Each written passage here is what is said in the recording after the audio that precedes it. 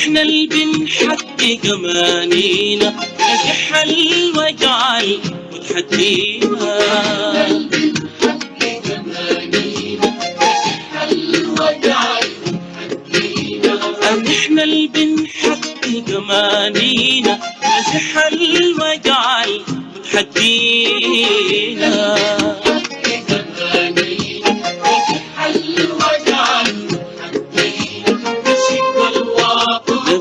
بالأشواق إيدينا الخضراء فوق اليوم طيبين، إيدينا الخضراء فوق اليوم طيبين. يا بنوتة الحلة العامة ما تشرب لنا عدينا وزين، عدينا وزين، عدينا عدينا وزين.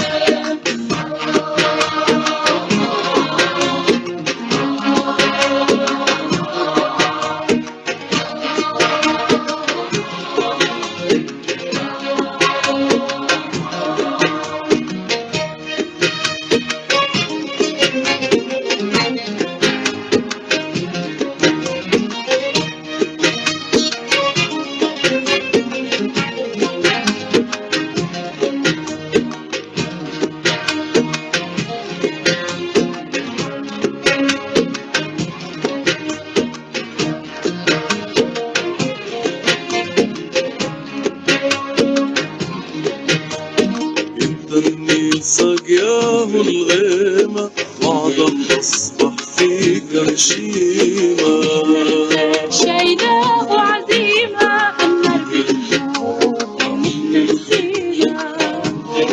سقياه الغيمة وعدم أصبح في كرشيمة.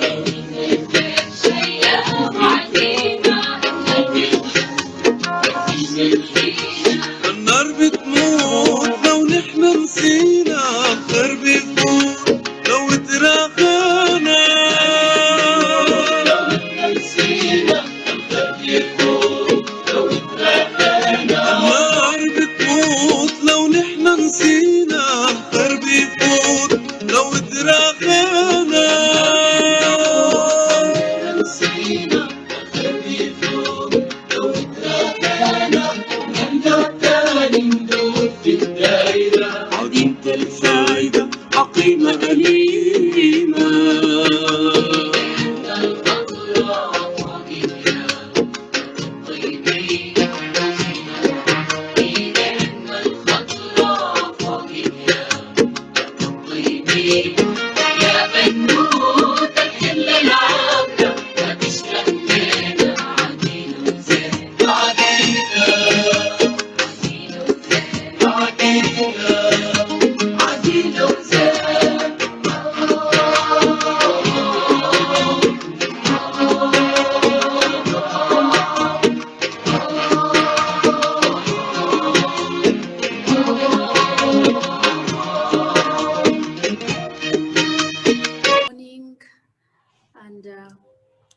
Good evening to everyone. You're most welcome to Roof Forum Webinar 12 in your various capacities. In a special way, I would like to welcome Her Excellency Professor Amina Fakim. I would like to welcome our discussant, Professor Teresa. I welcome all the panelists and all the attendees. Your presence will make this event very beautiful. We once again appreciate you for your time. You're most welcome once again, and I know we are on fire and waiting to have fruitful discussions for tonight's topic. Thank you so much.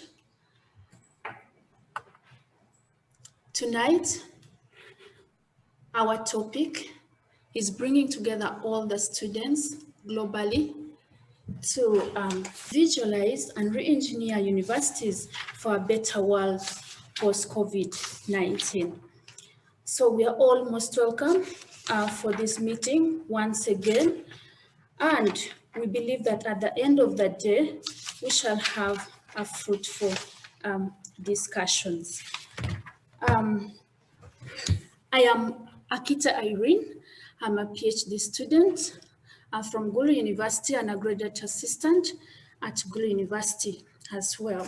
So you're most welcome, and I'm glad to have all of you in this forum.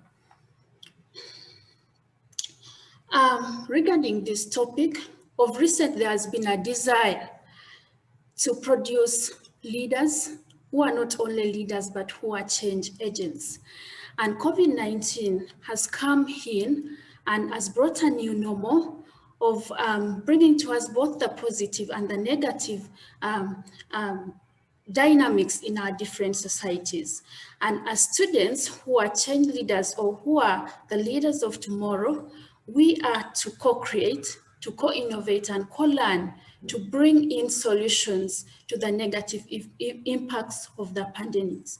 And as well as we all know, students have been the major contributors in generating solutions to the society's problems, and as well have been generating recommendations that are being used by our policy makers. And on the other hand, higher institutions have been playing a part in channeling these solutions and policy recommendations to the communities. Therefore, in this problem, we believe that students have a role and they have a stake to play in ensuring that solutions and recommendations are generated and channeled to solve this pandemic that has affected our community.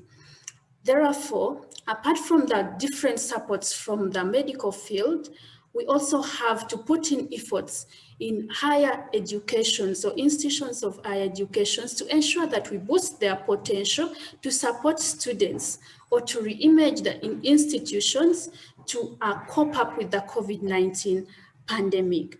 And therefore, this calls for closing certain gaps, like the access gaps, closing the quality gaps, the readiness gaps, and the flexibility gaps. And for us to close these gaps, we need to have a forum, we need to have a dialogue for which we are here today. So I believe that by the end of this session or by the end of this webinar, we shall be able to generate solutions that will help us in bridging these different gaps post-COVID-19. Today we are blessed with a number of panelists who will help us in solving this. And these panelists have been given discussion issues that they have to follow to help us in gearing up the discussions. The first discussion issue is one, how have you been affected, or how have the students been affected by COVID-19 pandemic and other related crises? And what key aspects of their studies have been affected? Is it research? Is it lectures? And many others.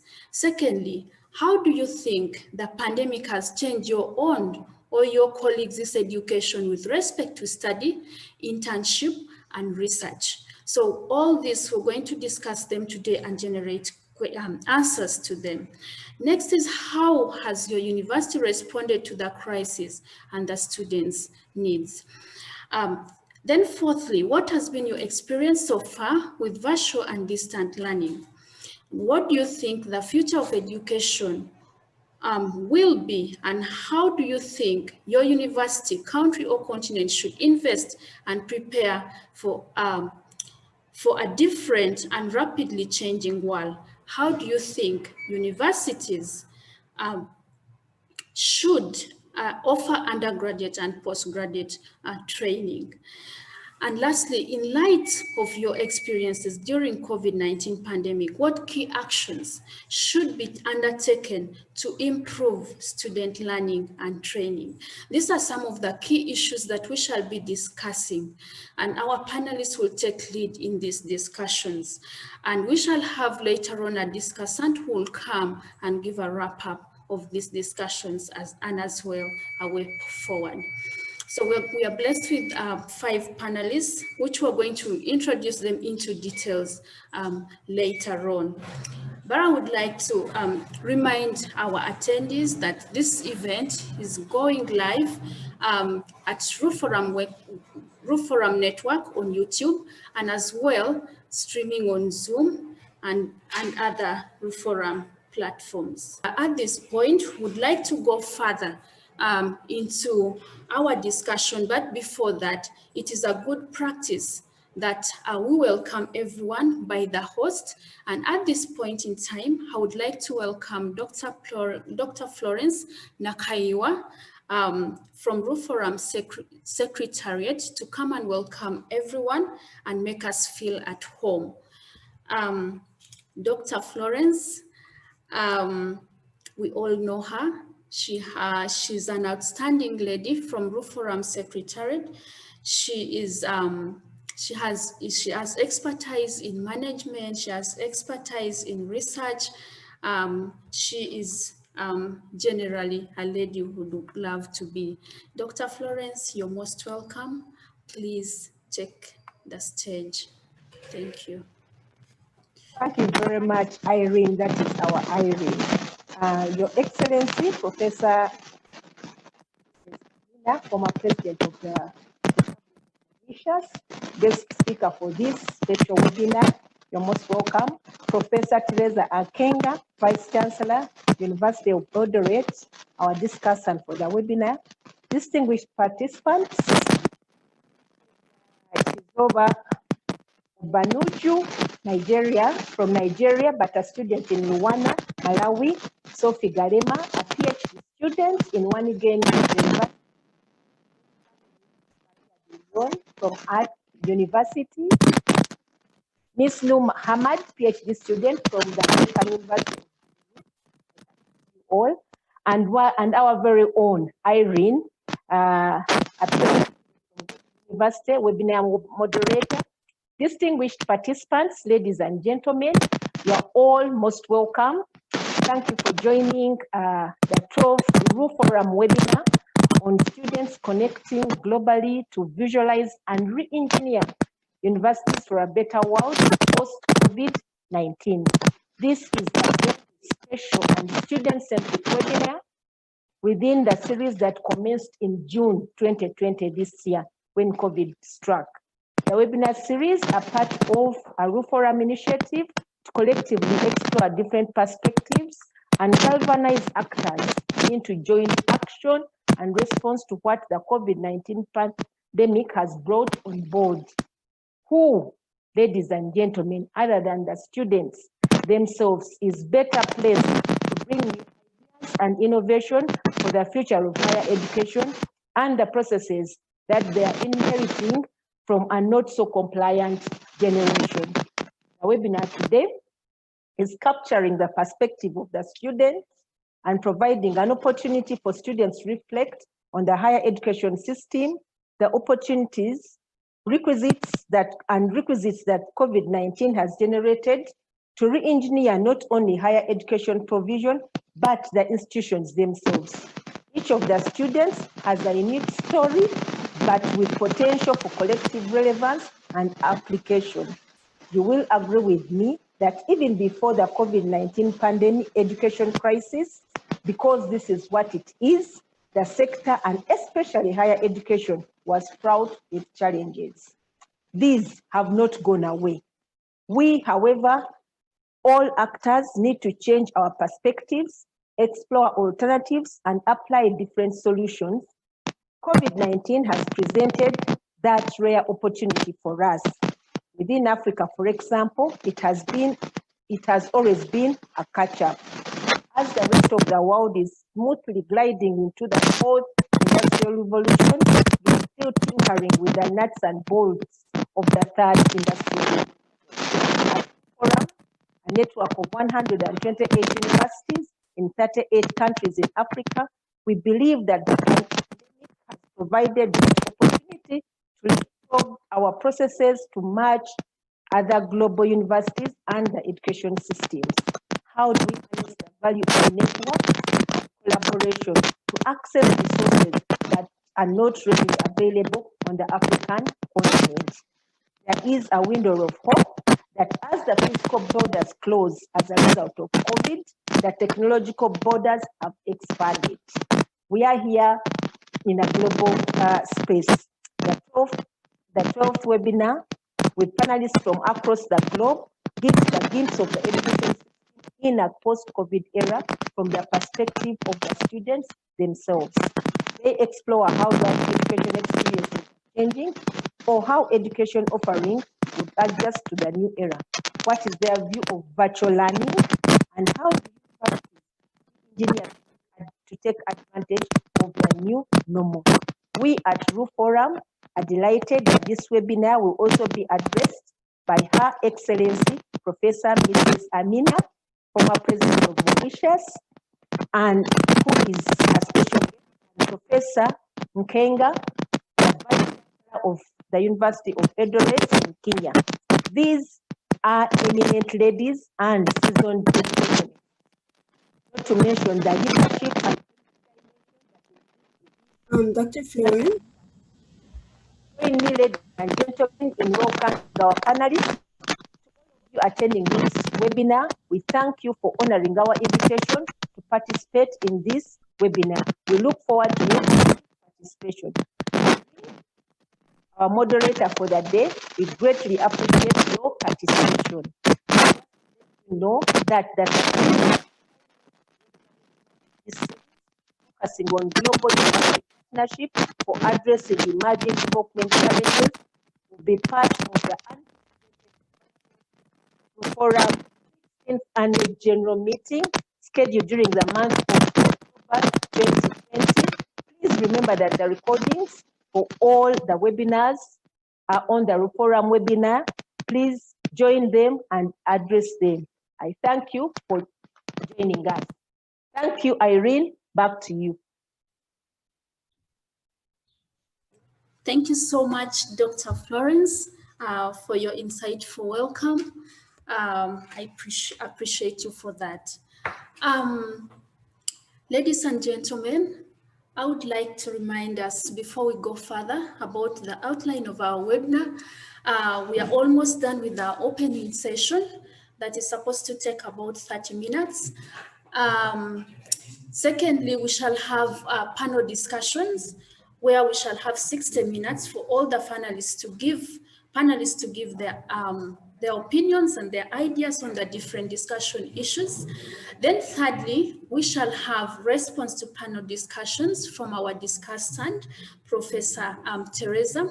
Then we shall have a question and answer session, which will take about 35 minutes. And then we shall have a wrap-up session.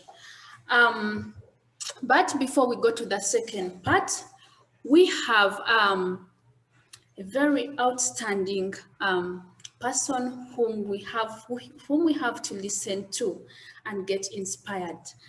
We shall have an introductory note from Her Excellency Professor Amina Gurib Fakim, who is our guest speaker for today. Her Excellency Amina was the 6th president and first female president of the Republic of Mauritius. She has been the managing director of the Center International Development. pharmaceutic research and innovation. She was awarded a real UNESCO Prize for Women in Science, Tribalizing Award for Political Leadership by World Women Leaders Council of Iceland. She was in the Forbes list for 100 women in Africa, and she's amongst the most powerful women, and actually the first in Africa. She was honored as one of the foreign policies global thinkers and honorary president of International Engineering and Technology Institute, and among other international and national awards. Today, our guest speaker, Her Excellency Amina, is requested to speak to help deliver an inspirational talk, motivating young people to take leadership and drive as the transformational and change agents. We are so blessed to have her in this platform, and we are so much inspired by what she's going to say. Thank you so much. I welcome you, Excellency Professor Amina. The floor is yours. Thank you. Thank you so much for your kind introduction. It gives me great pleasure to be amongst you this afternoon. And I would like, first of all, to thank Adipala, Ekwamu, and also Judith Francis, who got me involved with this forum. But of course, I have been involved with previous forum before. And I'm very pleased to see the numbers increasing.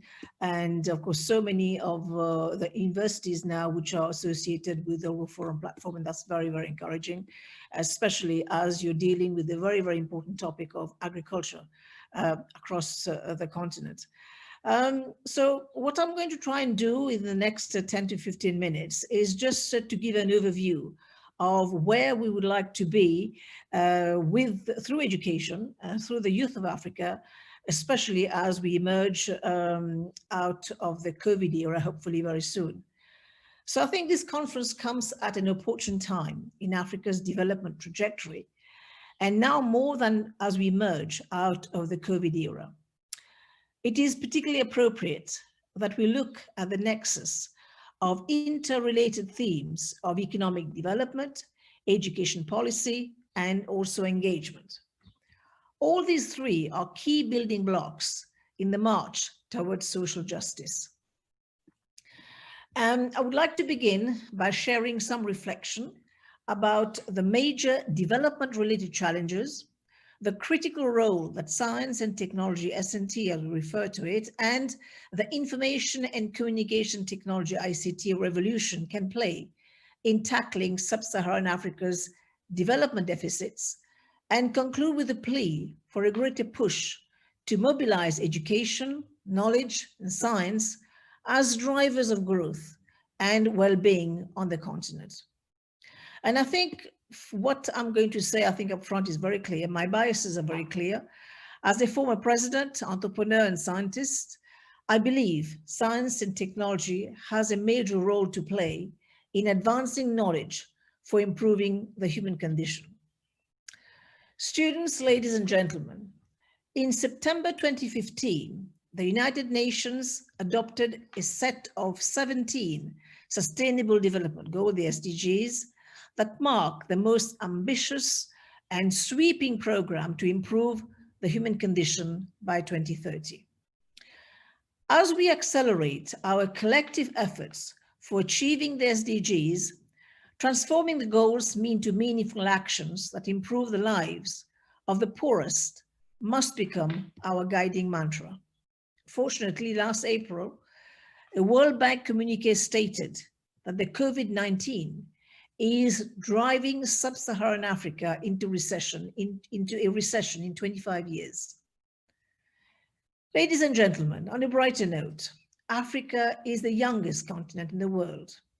And according to the Karolinska Institute, by 2050, the continent's population is projected to double and reach 2 billion.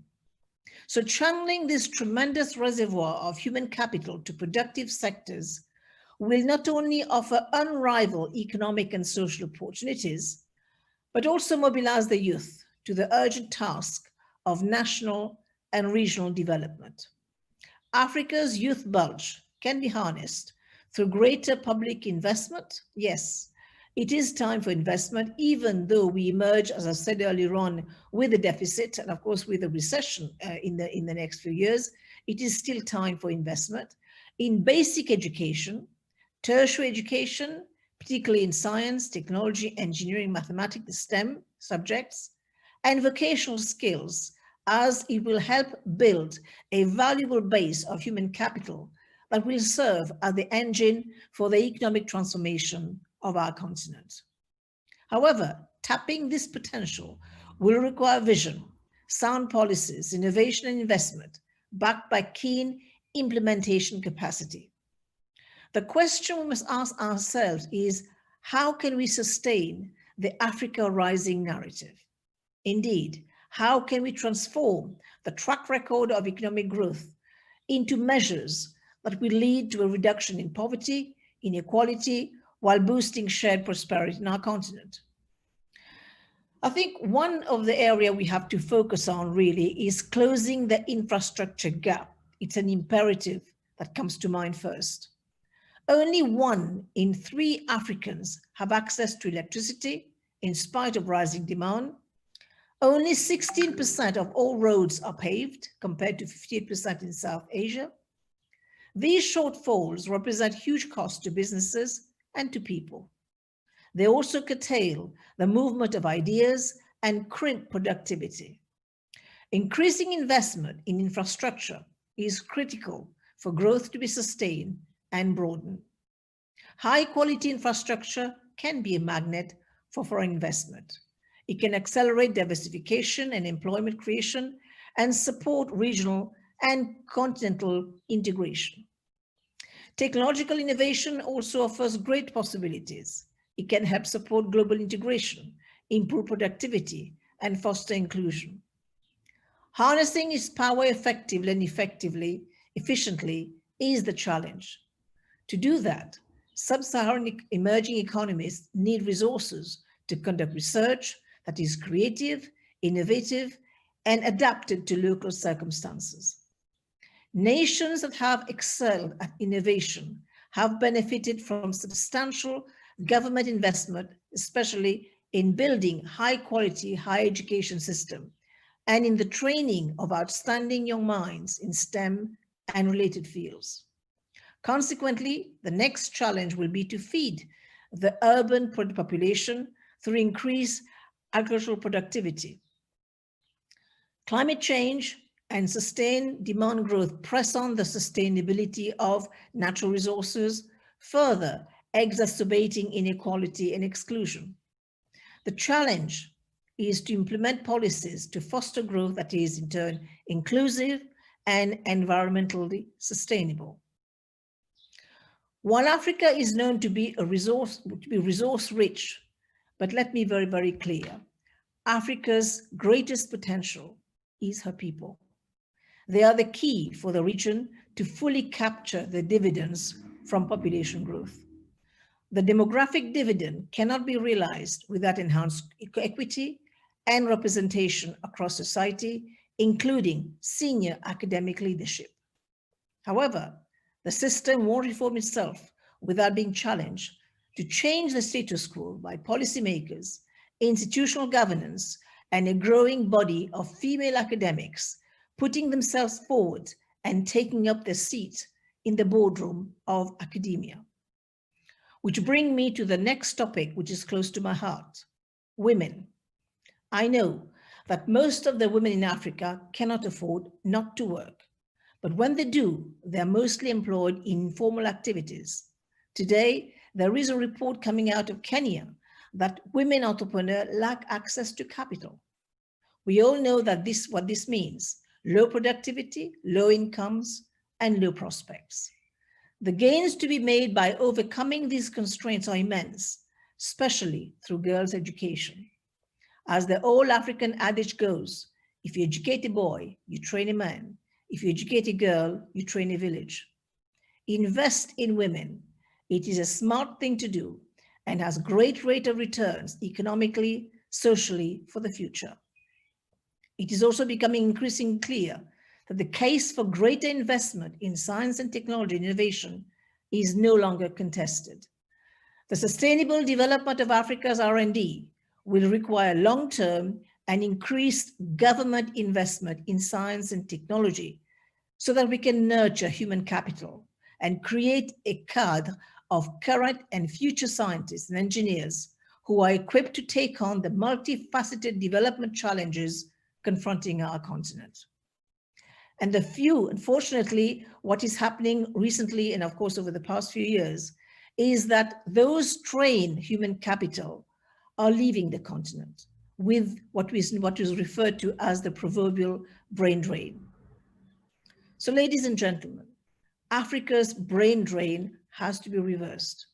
In order for Africa to take a rightful place in a fully integrated global economy, we must create the conditions needed for a new technically sound, R&D savvy, and for meritocracy to bloom. Harnessing new technologies, promoting research and development, translating academic research through entrepreneurship, and securing intellectual property rights are all ways and means of promoting productivity, jobs, and the ability to move up the production value chain. Universities that are the most successful are those that provide the support, expertise, and often the connections to help entrepreneurs move a product to market. Collaboration also helps improve productivity, quality, relevance, and depth of scientific education. Ladies and gentlemen, all this brings me to another important point: the need to establish a strong link with industry and the private sector. The link between technology and the economy can no longer be overlooked. Innovation is pushing ahead at warp speed. You know this, you live it, you even drive it. We are certainly living through one of the most exciting periods in human history. The pace of change is so fast that even the technology of 5 years ago seems dated. It is with some nostalgia that we can recall the time, or at least I can, when phones were not smart, when cameras contained films, when text meant school books, and when wireless referred to an old-fashioned radio. This advance is centered on the rise of a global digital network, the hyper-connected world, combined with the rise of genuine machine intelligence. Just look at some of the top trends. Today's smartphones are more powerful than yesterday's laptop and desktop. Remote manufacturing via 3D printers is here. And thanks to artificial intelligence, robots are doing the most complex tasks. Science fiction is rapidly becoming science fact. What does this all mean for our lives and livelihoods, for our common economic future? This is always a risk during times of rapid change with accompanying job losses, especially in this COVID and of course post-COVID era.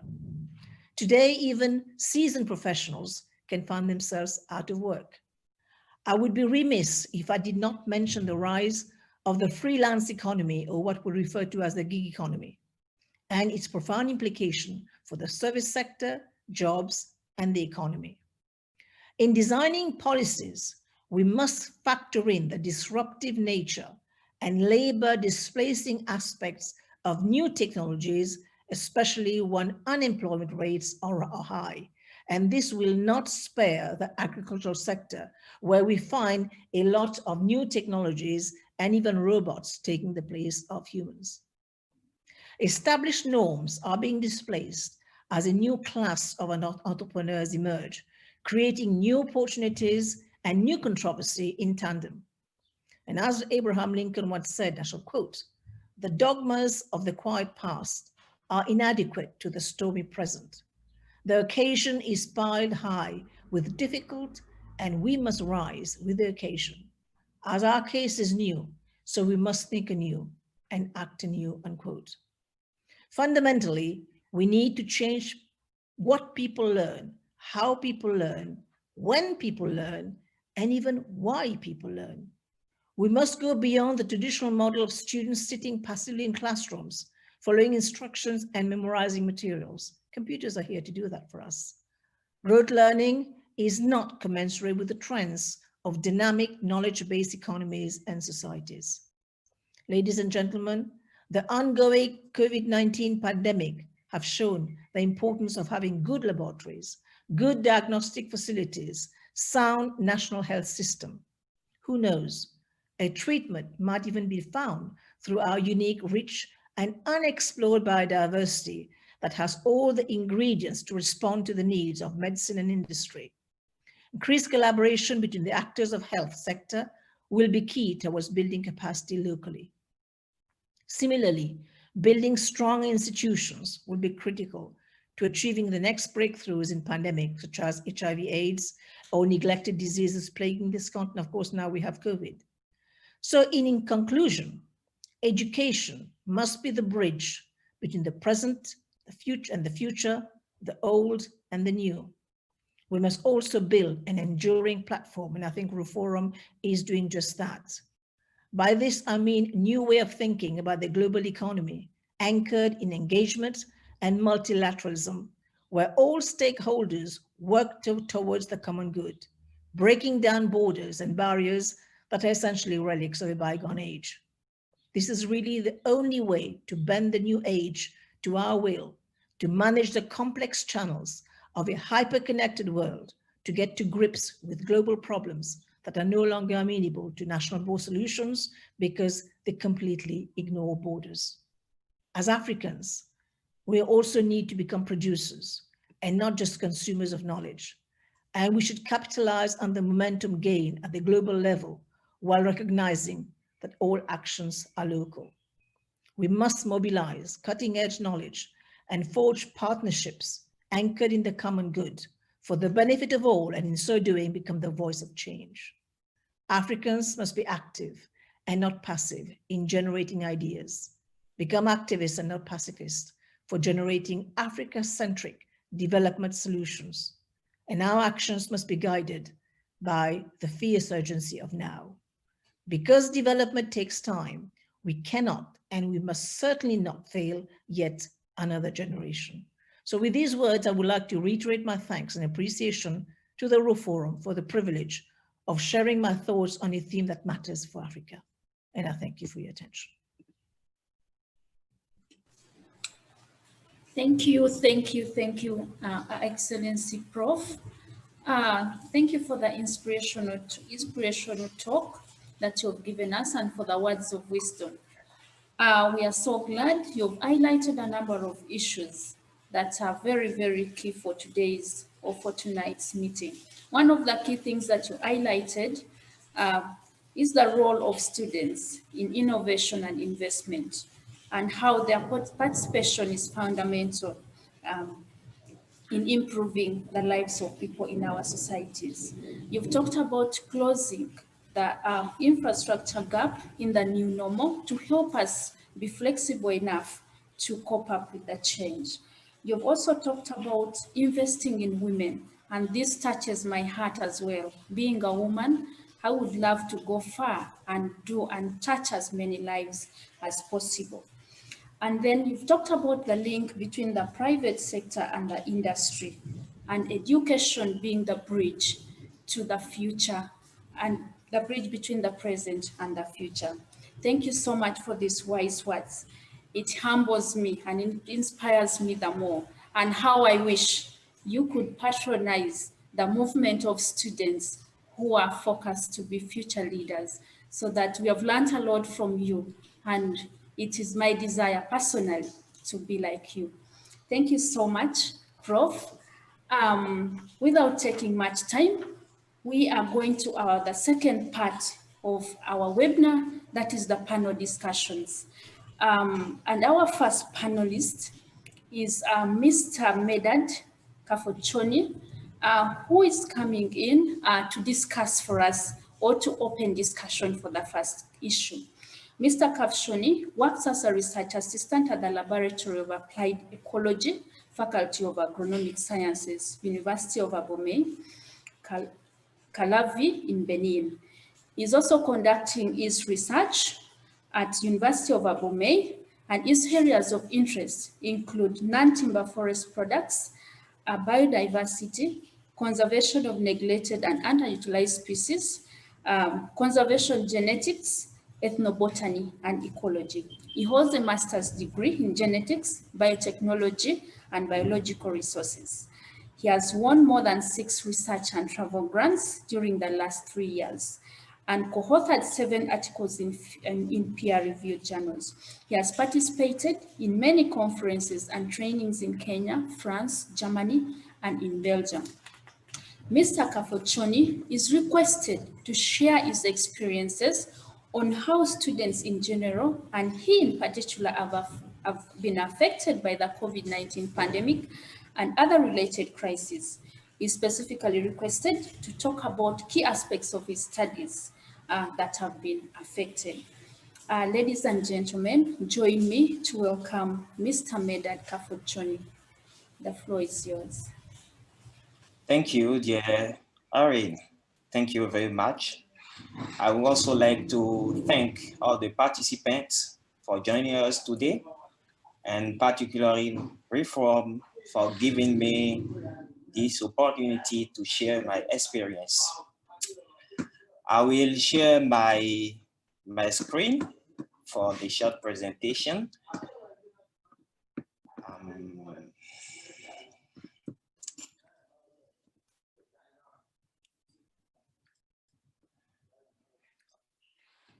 Okay, here you go. So, indeed, the COVID-19 has heavily impacted student life in general. And this is not only in Benin here, but I also believe that in many other parts of the world as well, the impact is heavy. So based on my personal experience, the impacts are both negative and positive, although I think that the negative impacts are more than the positive ones. So basically, I will structure my talk in 2 different parts. First, I will talk about the negative impact on my research. And second, I will address the positive impact.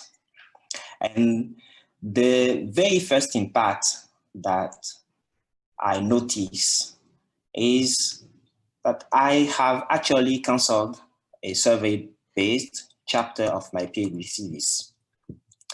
In fact, in Benin, there was, during the pandemic, there was a sanitary cordon that was installed around some major cities in the country. And these cities includes where my university is and where I live as well.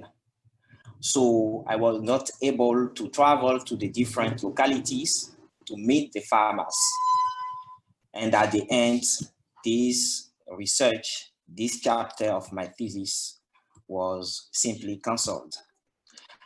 And secondly, I also had a couple of field trials already installed before the pandemic, but unfortunately, this was also abandoned simply because I could not travel to the field for monitoring my experiments.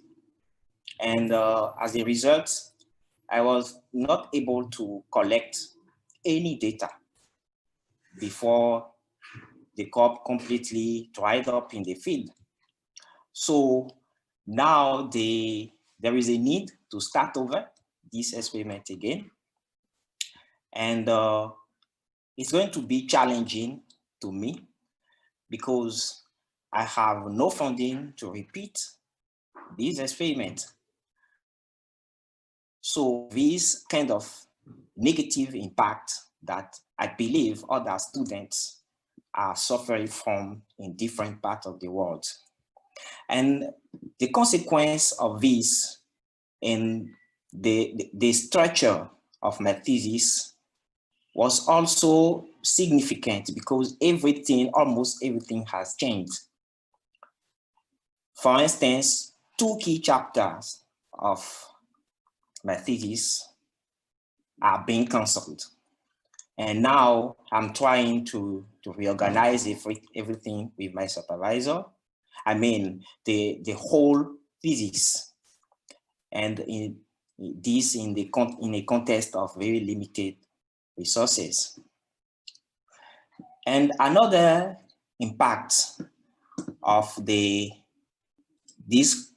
COVID-19 crisis on my research is that the overall planning has also changed. In fact, today I can say that I lost 1 year of my PhD.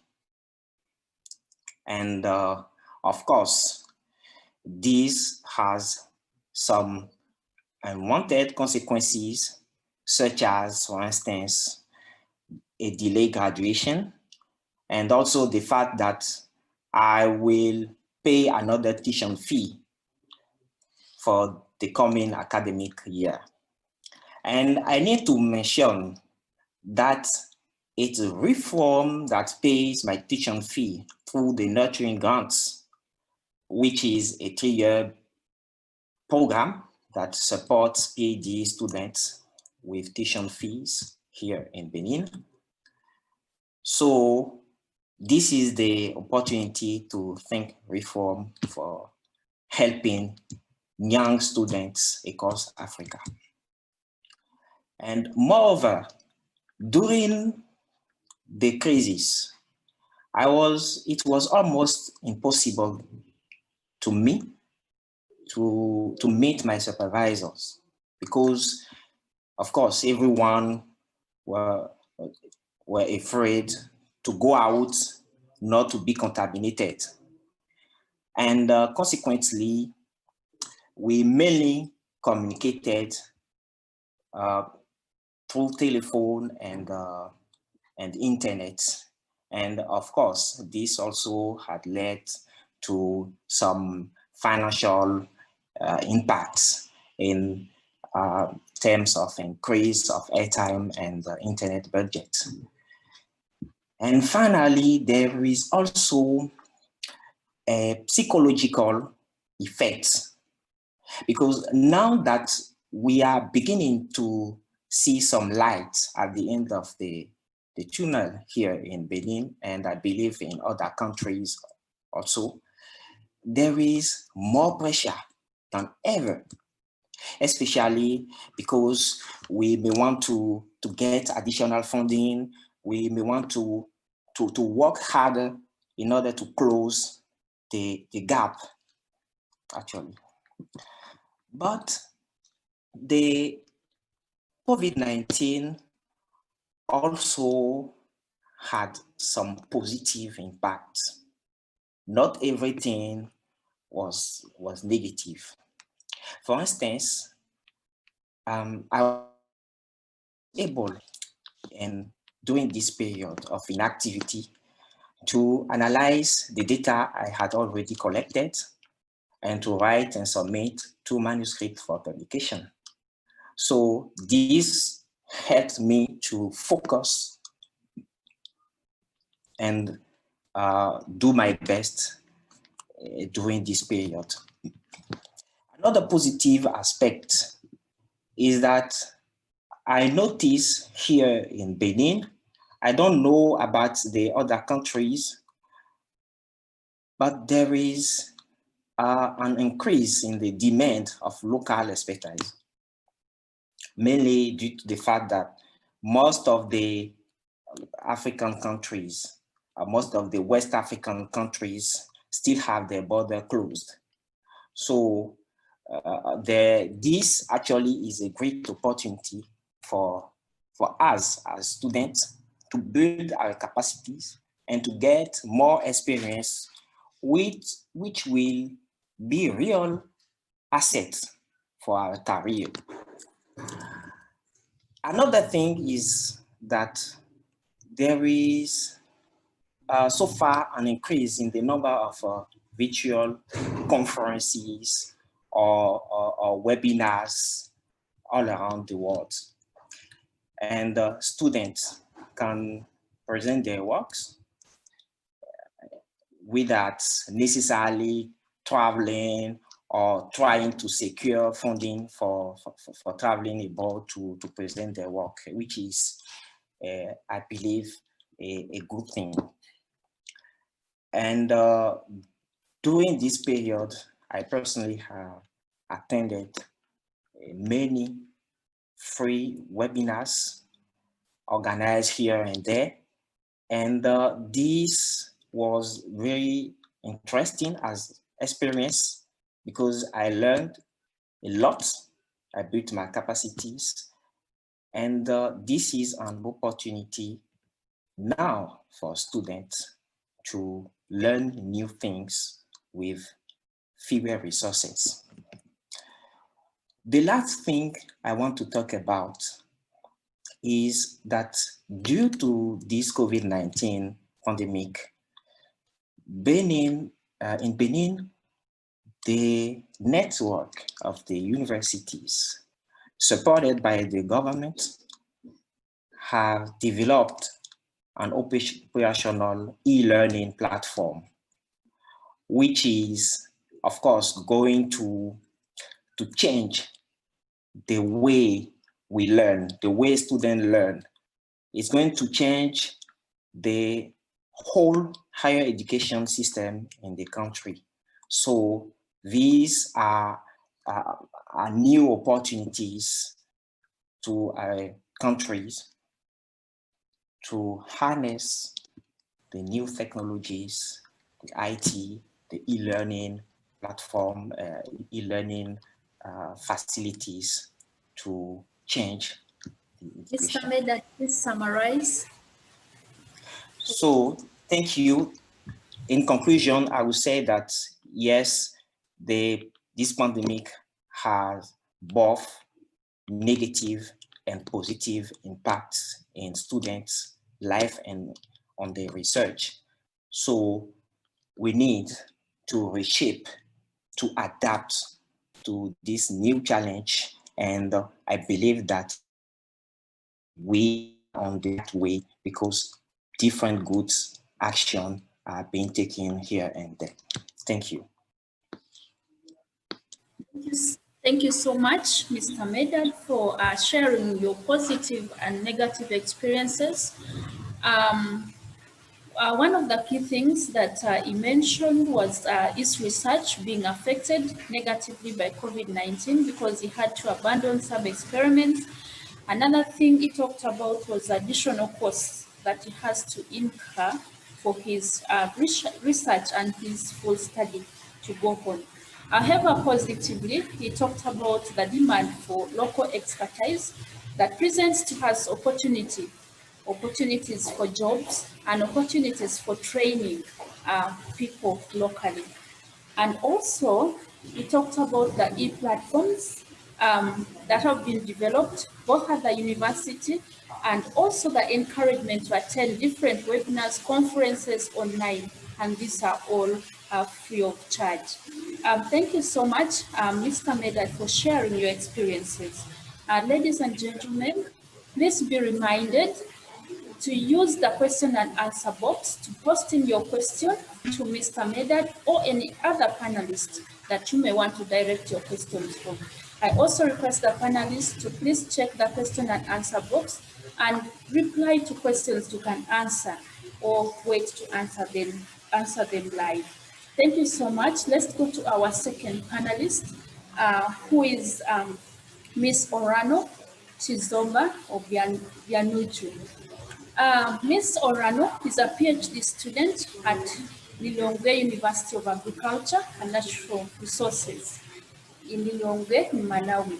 She's a lecturer in the Department of Agriculture Economics, University of Nigeria, Suka, Nigeria. She has a bachelor in microbiology and a bachelor in agriculture and a master's in agriculture economics from the University of Nigeria. Her research interest is in agricultural marketing, agribusiness, agricultural policy, sustainable development, and rural development. She is also an alumni of Hardy Institute, St. Francis Xavier University, Antigonish, Nova Scotia, Canada, where she obtained a certificate on community-based microfinance for financial inclusion. Today, Mr. Obianuju, Ms. Obianuju, is requested to share her experiences in regards to how the pandemic has changed our world and how her colleagues' education. Also, she's requested to share her perspective with respect to study, internship, and research in the next 3 years. Ms. Orano, you're most welcome. The floor is yours. Thank you.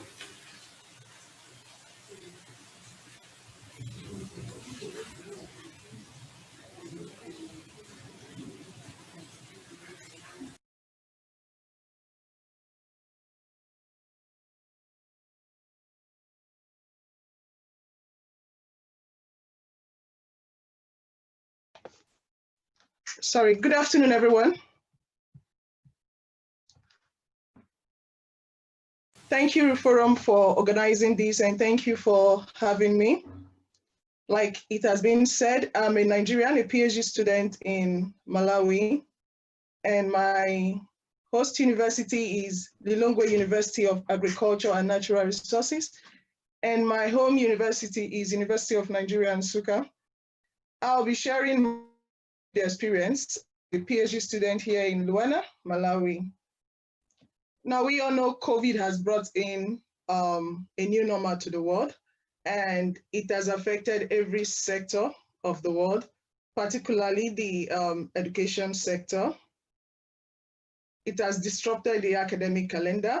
In our university, in Lilongwe University of Agriculture and Natural Resources, the impact of COVID is felt in the learning and teaching process, exchange program, and in the academic calendar. Now, before I share my COVID experience, I would like to give a picture of what it was before COVID.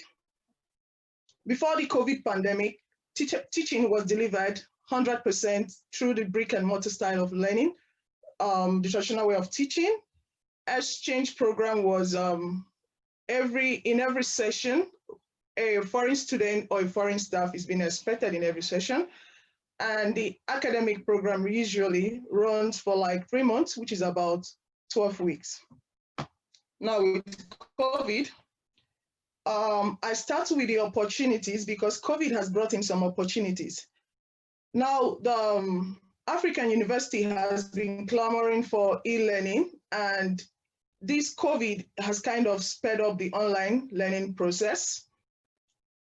The online classes, with the online classes, you can attend lectures from at the convenience of any location, provided you have internet service. Then, just like my colleague have said, conferences, seminar, and workshop.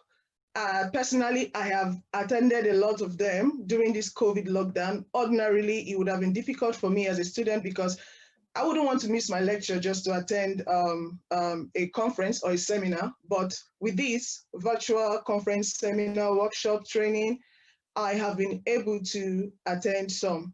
Then globally, I think it's threatening global learning and network. With the online presence, you are able to build international network. Then let's look at the challenges. Locally, personally, I miss the whiteboard and the marker. I think maybe because African were just learning this e-learning, the mortar and brick style of teaching is kind of more interactive for me. Then, of course, as a foreign student, being away from home, there is this issue of mental health at first because it came in as a surprise. There was a lot of uncertainty, and people were like, the Spanish flu lasted for 2 years, and you'll be like, does it mean you're going to, with the airports closed, does it mean you're going to stay here for 2 years? You don't know when you're going home, and no, a lot of uncertainty. But thanks to the management of Luanda, they were very, very supportive. I give it to them. Then, of course, the academic calendar was disrupted. because when it came, it was as if the world was just on a standstill because people were trying to understand what was happening. So that affected the calendar. Like ordinarily, I should have been in my third semester now, but I'm in the middle of my second semester. Then, of course, there's increased budget for internet service, which there's more demand for internet now because everything is online. Then globally, I think staff and student exchange in my school now is on hold. In my department, the master students are supposed to be in South Africa now for 1-year exchange program, but they are still on ground. Now the big questions are, how will this new normal affect future studies, internship, and research? What is university preparedness to adapt to this new normal? The future implication on COVID on study, internship, and research. For studies, to me, I think the worst is behind. I think the graph of uncertainty is gradually declining.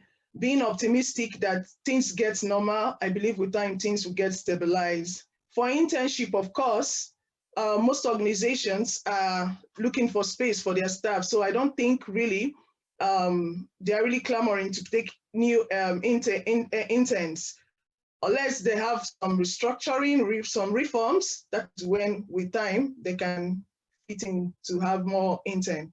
Then for research, like I said, I think the worst is behind. With all the precautionary measures put in place, I think research can go on, except for those of us in social sciences that need to interview household farmers and what. There might be reduced number of focus group discussion. Then how has Luana responded to COVID-19? Luana has done Zoom registration so that the lecturers can comfortably have lectures with unlimited time.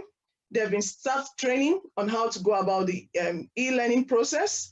There have been enforcement of mask wearing for all staff and students and other precautionary measures. For now, right now, the PG program is 100% online. For the undergraduates, they are bringing them back in phases. Currently, the final years are back. In a few weeks' time, the first year are joining them.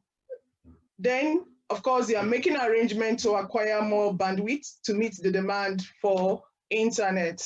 Now, how do we achieve a better learning environment post-COVID? The key actions. One, there have to be an institutional policy reform to fit into this new normal. There have to be ICT supports. These supports, in fact, funding organizations should focus on ICT because ICT is like the pillar of the new normal. Of course, we have some challenged students, so they need to promote equal learning opportunity for all students irrespective of their financial background.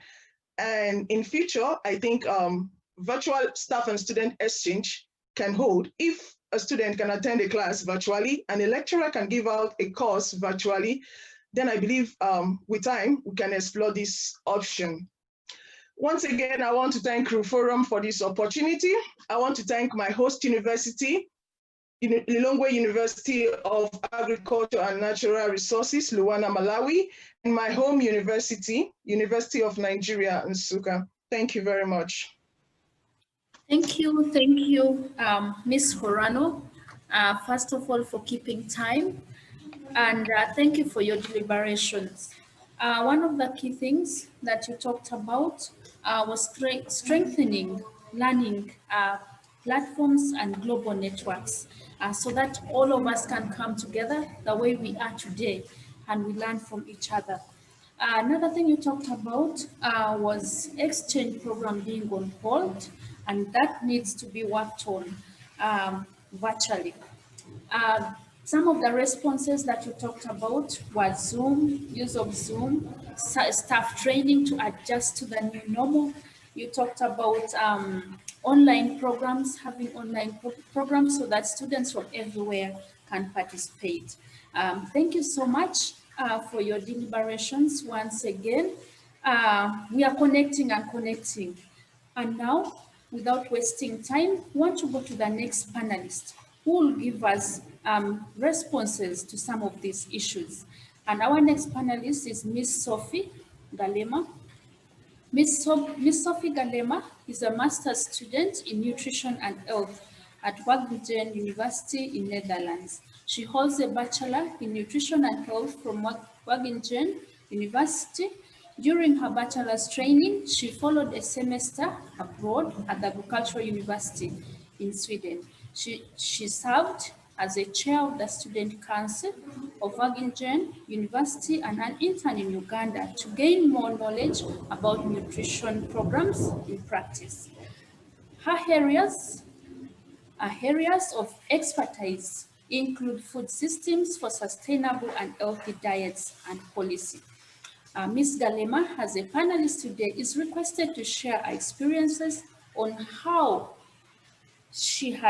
her university has responded to the crisis and student needs, and what has been her experience so far with virtual and distant learning. Ms. Sophie, you're most welcome. Please take the floor. Very much for the nice introduction, and thank you for inviting me as a panelist of this webinar. As just explained, I would like to tell you something more about how my university, Wageningen University, responded to the COVID-19 measures or the virus. And first of all, I would like to start with some more information about my university. Then I will give an overview of the current measures that the government of the Netherlands has been taken, the impact of that on our education, so the online educations, and then I will talk about the consequences, but also the opportunities of this. I hope you can all hear me, otherwise feel free to speak up. Then I will start with my university. I don't know if you're all familiar with Wageningen University, but it's a relatively small university, one of the smallest of the Netherlands. We are an agricultural university with a focus of food and environment. And one of our key elements is that we have a very rich learning environment. So of course we have lectures where theory is explained, but we also have tutorials to practice with the theory, to have debates, discussions, to do group work. We have a lot of practicals, as you can see on the picture, in laboratoria, but we also have field excursions within the Netherlands, but also to other countries in Europe. So a day from 9 till 5 at the campus is quite normal, quite common for students of Wageningen University. So there's a lot of personal contact, not only with each other, but also with the teachers. It's very easy to reach them. They're really willing to help you, to guide you during your study. And we have a very international community. We have more than 100 nationalities, and we all do together group work. So you do not only learn about the theory, but also how to work together, learn from each other cultures and from each other's experience. But you can imagine that all these points are a bit more difficult during the COVID-19 pandemic. Here I made an overview of like the timeline of the measures in the Netherlands. So at the end of February, the first infection was registered within the Netherlands. And 2 weeks later, in March, the Dutch government announced that everyone should work from home. So that also meant that all universities were only allowed to give online education. And the transition was quite fast, because at the 13th, so 1 day later, I had my exam, my final exam of a course, and I was not sure if I could still make that one. Well, in the end, it was possible, but the day after, all education should be online. So in 2 days, Wageningen University shifted from face-to-face education to completely online education. And in that week, students and employees were requested to return to the Netherlands if possible. And there was also support to go back to the Netherlands. And for international students, they could either return home or could stay in the Netherlands. And there was an emergency fund set up for them to help them during these difficult months. And at the end of March, our rector magnificus announced that the rest of the academic year would only be online education. So I will tell you a bit more about online education at our university. Here on the picture, you see our library, normally full of students who like to work there, work together, but now it was not possible. So there was no education on campus, so no lectures, but also no practicals. There were some exceptions for laboratorial and experimental work related to graduate courses, but most graduate courses, they changed their research from more practical to theory-based, what could be done from home. Also, the exams were online, and it was not possible to study abroad or to do your internship or your thesis abroad. During the months, it changed a bit. So now in some situations it is possible. And now we also have a kind of a blended system. So for example, at the start of our academic year, so in September, first year students are prioritized, so they can follow certain courses at the campus because they are new in the city, they have to learn how to study, how the university works. So they are allowed to follow courses on campus. During the months, there was a lot of online student support. So you could have meetings with your study advisor to talk if you had some problems, some issues with courses due to Corona. But also student psychologists to assist you or if you have some issues with mental stress or social isolation. There was a new course, Corona and My Education. It's not like a normal course, but a course where you can follow some clips with tips how to work effectively from home. But there was also an online students cafe where you could meet new people, have some interaction.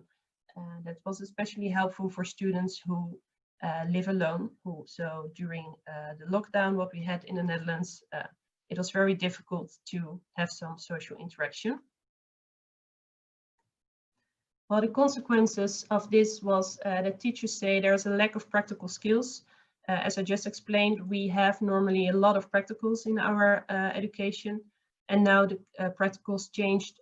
They transformed to an online version, but if you can imagine it's not the same as if you were still there doing the practical yourself. Also, it was quite a high workload for teachers. They also had to work from home, so you can imagine some of them had children. They have to help them also with their homework. A lot of new online materials had to be made. And of course, they also really missed the interaction with the students because it was more difficult for them. Well, one kind of positive thing was that the study delay of students was very limited because more than 95% of the courses would still continue. And I think that's a really nice achievement of Wageningen University. If I compare that with other universities in the Netherlands, some universities were closed for 2 months, and within our university, everything continued. And another consequence, I already mentioned it for some students, is the social isolation. Here on the picture, you see our students cafe. Normally students come here together to drink a cup of coffee or to study together. And that was not possible, of course, the last months. But I would like to end my story with some positive news about opportunities. Some are already mentioned by my colleagues. But there was, of course, an increase in online education material. And this also gives some chances, for example, for flexible learning path. With all those online education, you can broaden yourself, or you can follow courses from other fields of your interest. Also, for example, Wageningen has quite a lot of courses online. So also for you, if you're interested, you can follow them as well. So international collaboration with other students, other university, and students as well as teachers are now more used to online education.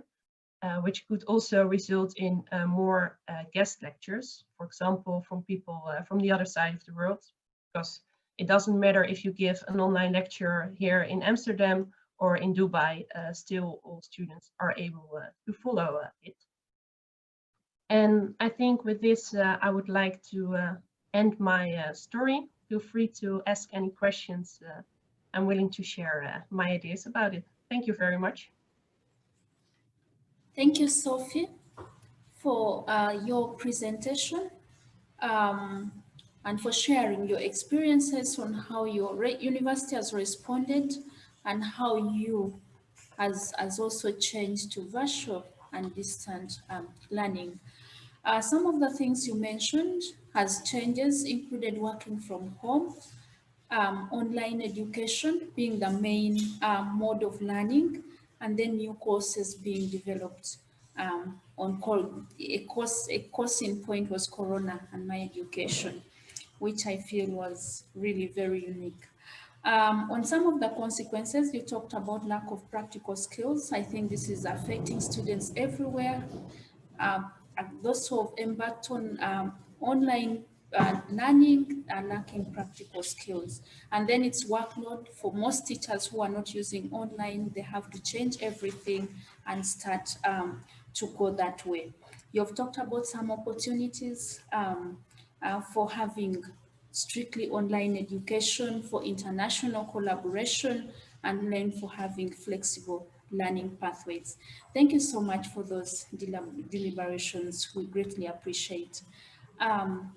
Please, participants, be reminded to send your questions, to direct your questions to the panelists in the question and answer box. And panelists, please check the question and answer box and ensure that the questions you can answer, you answer them before the time of Q&A. Yeah, thank you so much. Without taking much time, let's go to our next panelist. That's Ms. Camin Maria de Leon. Ms. De Leon is a fourth-year student at Hearth University, Guachimo, Limon, Costa Rica. She is interested in rural development and climate change. She was an intern at the African Climate and Development Initiative, where she was capable of seeing the way climate change is impacting in other contexts and the way the world is adapting to its effects. As a panelist tonight, Ms. De Leon is requested to share her perspective on the future of higher education and how her university, country, and continent should invest and prepare for a different and rapidly changing world. She's also supposed to share on how she thinks universities should offer undergraduate and postgraduate training. Ms. Camin, please, you're most welcome. Have the floor.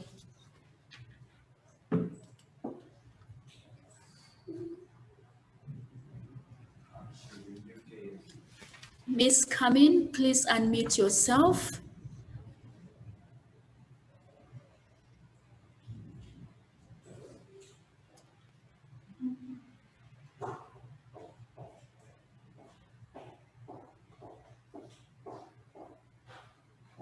Ms. Camin, please don't forget to unmute yourself. We can't hear you. Sorry. Good afternoon, everyone. I don't know if you can hear me now. Yes. Okay, thank you. So I'm very excited to be here sharing my experiences about the pandemic related to the education. So when I was thinking of the perspective I have of higher education in the future, I just started taking in consideration the experiences that I've had because I'm living in Costa Rica because I'm studying here at Earth University, but I'm from Guatemala. So what I did is to start pointing the differences between both countries in terms of education. And I was just realizing how different we are, even though we are from the same region. But most of it is related to the fact that Guatemala is very behind than Costa Rica in terms of education. And I was just thinking that all these issues need to be addressed considering each context, because Guatemala might be behind for the language barrier, because more than the 50% of the population in Guatemala come from Mayans, which means Spanish is not the native language of 50% of the population. And our system has not been prepared to consider these needs. But at the same time, is because more than the half of the population don't have access to internet or any technology. And in this pandemic, that's the only way we can keep studying. And the other fact might be that in most of the rural areas, we don't have identities or universities or schools that attend the needs of some other young people.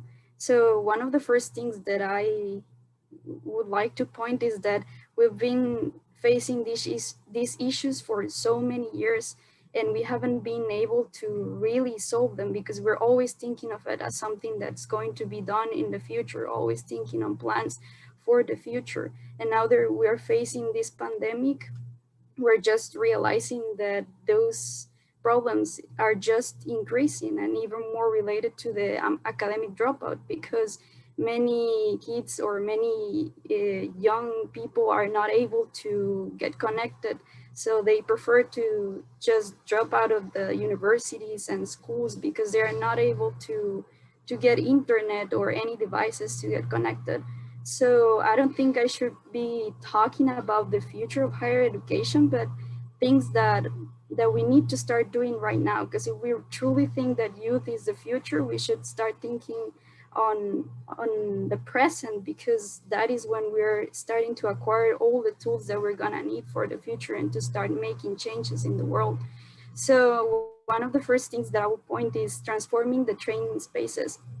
I can remember being in the same room with a lot of classmates, and some of them didn't even have a desk where to sit. And that's something that it's uncomfortable for us, that doesn't make us feel motivated to keep studying or to keep doing the things that we need. And also in this pandemic, we cannot have more than 10 people sharing the same space. So I think we should start creating more infrastructure that is adapted to the new reality.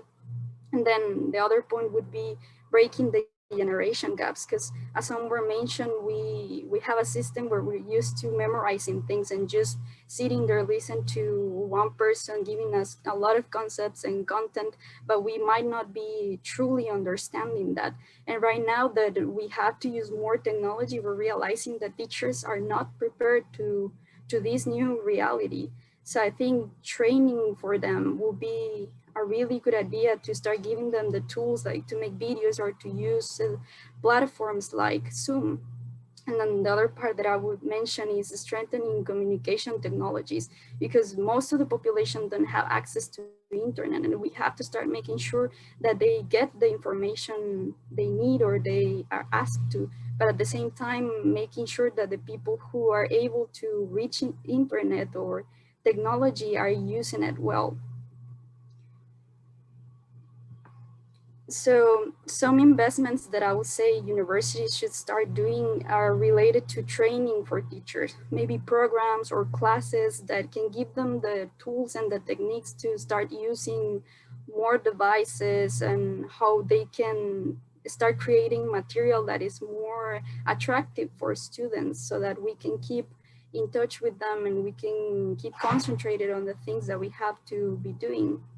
And then I'll also mention promoting good management of technological resources. Like if a university has a certain amount of computers or labs or some other devices that can be helpful with the learning process, they should be managed well. Like every student should be capable of using those devices, and also making sure that the ones that might live in rural areas or very far away are capable of getting connected to the classes. And the last point, but one of the most important to me, is the bringing education in rural areas, because we normally tend to think that people is the one that needs to move to go to universities and to try to find the way of have some education, but it should be the opposite. We should start bringing universities to the people, trying to make sure everyone has the possibility of going to school or to universities. And then I would like to mention that, to me, as a country and a continent, one big investment that they should do is to start creating new policies or laws related to sumak kausai, which literally means good living, and it's a word that is in Quechua But even though it's in that specific language, in all Latin America, most ancient civilizations used to live in that way. And it is focused on creating and strengthening policies that are related to making people live well and giving them the things they need, like food, health, and all these components are going to impact on the way we are being educated, or our capacity to go to universities, to go to schools, but at the same time giving us the point of view that we need to take care of environment because we're one and we cannot keep living without it. And these new policies could give us also a better view of the world and giving us another purpose to keep studying. And to me, if I could say a useful thing for training to students would be platforms. But I'm a MasterCard scholar and we have Baobab, and with it, we have the chance to be connected with some other scholars, and we're capable of get connected with some other institutions around the world, and we're able to find job opportunities, scholarships, but also training opportunities in terms of the areas that we are interested in. Like if I'm into science or agriculture, I can find maybe a webinar related to insects or crop management, and also communication skills. And I think that this is going to be a very good opportunity to start introducing the fact of, if we're living to study or studying to live, like start thinking if we really have a bigger purpose to be doing what we're doing, or if we're just not doing it because we want to earn money or because we're supposed to do that, but because we have a bigger purpose for the world. So I think these are the points that I can share with you, and thank you. Thank you so much, Ms. Camin, for this nice presentation. One of the key investments that you mentioned is capacity building for teachers. You talked about technological resources. You talked about investment in education in rural areas. And this is very key, particularly for African countries where we have some students coming from rural areas and some universities located in rural areas. And then you talked about investment as a country in new policies that can actually enhance improved learning for or using online technologies. And you also talked about inter-institutional networks and platforms, which I think presents many opportunities, both in the job market and in scholarships, as you said. Thank you so much for those deliberations. Ladies and gentlemen, the discussion is getting hotter and hotter. Please, if you have any question for the panelists, please direct your questions. It will be answered. And for the participants, for the panelists, if you have time, please make sure you check the question and answer icon. Thank you, ladies and gentlemen. Let's go ahead with our panel discussion. And now we present to you the last panelist, that is Ms. Noor Hamad. Ms. Noor Hamad is a PhD student at American University of Beirut in Lebanon. She's doing nutrition and dietetics. She's a nutrition and dietetics graduate who is keen in addressing major nutritional problems on a global level. Our areas of interest include food systems, nutrition, dietetics, and leadership, as well as management. As a panelist tonight, Ms. Noor Hamad is requested to share a perspective on what students can do to stay in touch with global peers, and whether she thinks that she could establish a series of exchanges with students across the globe on strengthening universities to be more sustainable and equitable. Ms. Noor, please, you're most welcome to give your deliberations. Please take the floor. First of all, I would like to thank you so much for having me, and thank you for all the attendees for listening to this webinar. So I am a master's student at Duke University, and today I will be representing the American University of Beirut. If you have any trouble hearing me, just kindly let me know in the chat box. So first off, I'm going to start by tackling the first question, which is what can students do to stay in touch with their peers globally? Now, there are several ways that students can connect to one another globally, and that includes joining several websites that would allow one to meet others from one's field. Now, most of these websites can also be downloaded on personal devices as applications, which makes it very easy to connect while even sitting on your bed with just your phone in your hand. Examples of these websites include Interside, Mighty Networks, LinkedIn, and honestly, most universities have their own networks for students to connect with their peers online, so make sure to check those networks out. And in order to stay in touch, communicating through social media is an excellent way, be it on applications that are considered more formal, such as Zoom or WebEx or Microsoft Teams, or applications that are considered relatively free or less formal, but you can also be available on them, like WhatsApp, FaceTime, Skype, etc. And by communications, calling is not only what I mean, meaning that it's not the only way to go.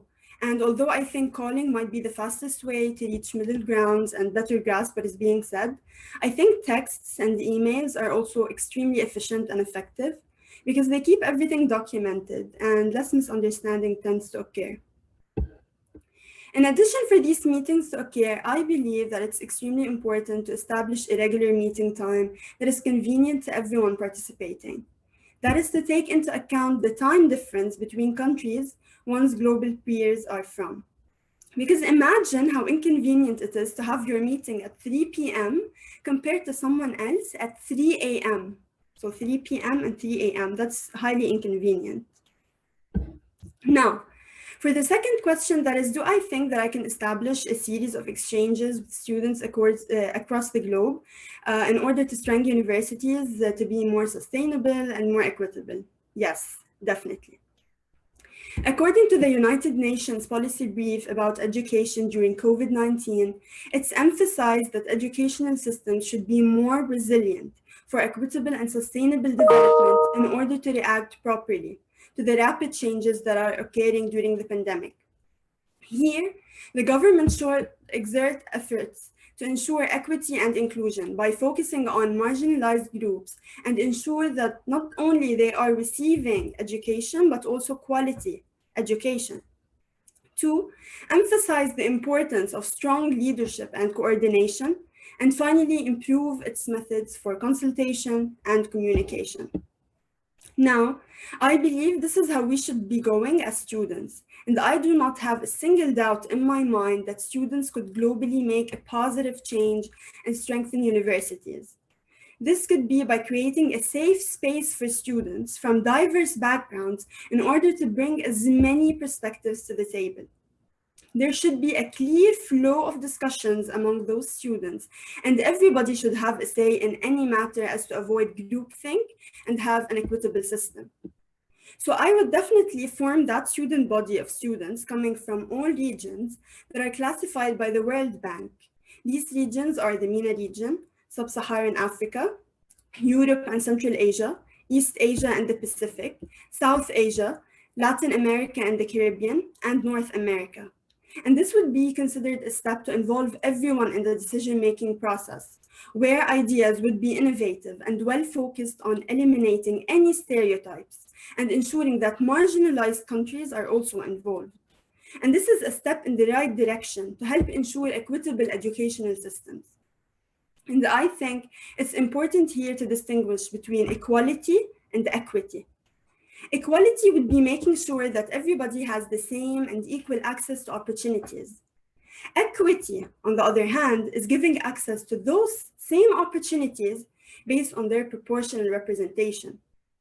So, when we consider protocol for educational systems to follow during COVID-19, they shouldn't be the same for all countries. They would differ according to those needs and those disparities and according to the certain region, which is why, again, it is so important that students representing all regions be in that series.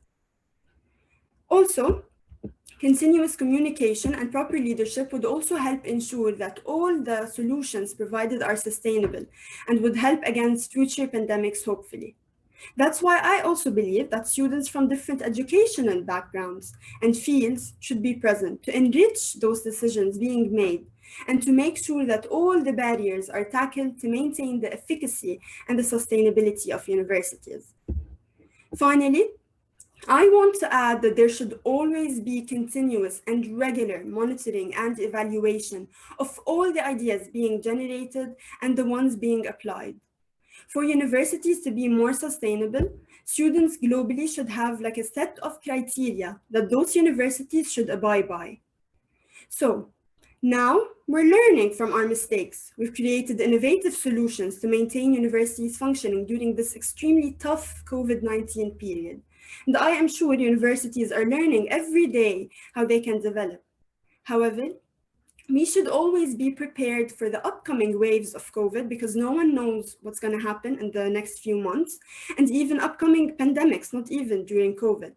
So those criteria would be helpful to ensure that universities sustain their functioning and won't have their operations hindered, like what happened for the past few months. So I hope this has helped you realize that there's always hope and collaboration globally is key to achieving our goals. So let's give students a chance to help such issues. Finally, I want to thank you all for listening, and please do not hesitate to share with me your input and ask me questions in the Q&A session. Thank you so much. Thank you so much, Ms. Noor, for speaking from your heart. You've inspired me, and thank you for sharing on how we as students can stimulate sustainable and equitable development in our universities.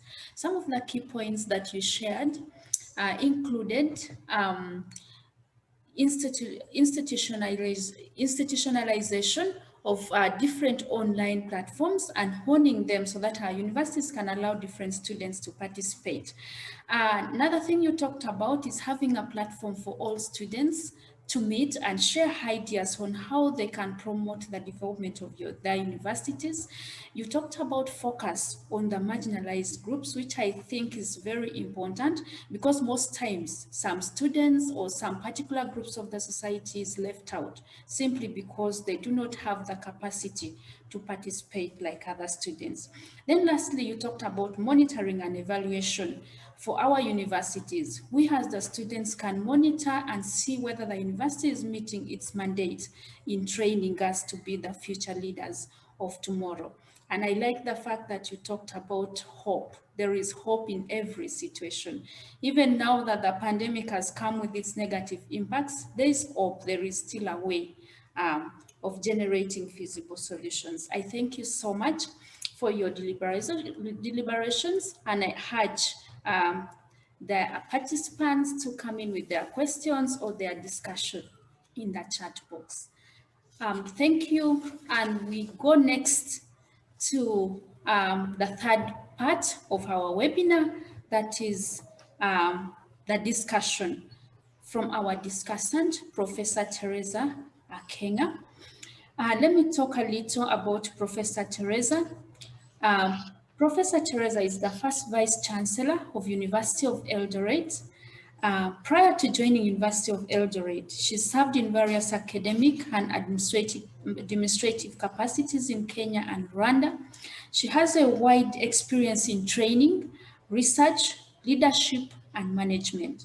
As a leader, she is a member of various regulatory professional bodies, which comprise of the Forum Board Executive Committee, the Forum for African Women Vice Chancellor, an organization for women in science for the developing world, among others. She holds a PhD degree in organic chemistry, synthesis from the University of New South Wales in Australia, Masters of Business Administration in Corporate Governance from Kenya, College of Accountancy, KCA University, Masters of Science degree in Chemistry, and Bachelor of Education in Science, Chemistry, and Mathematics, major from Kenyatta University in Kenya.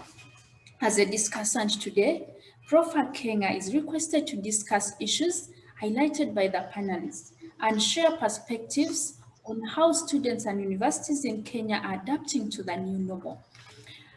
Additionally, she's expected to share on the needed actions to enhance higher education responsiveness to COVID-19 and other crises. I am as well inspired by Professor Teresa. She is a strong woman and as well a woman I'd want to become. Prof, you're most welcome. Please take the space. Thank you very much, Madam Irene. I hope I'm being heard. Yes, you're being heard. Okay, I would like to share the screen with you. There it is. And I'm starting with thank you instead of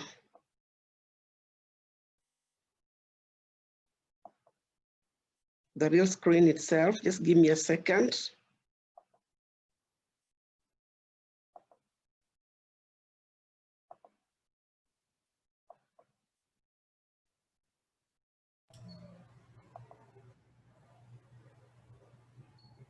Sorry, my screen has done what?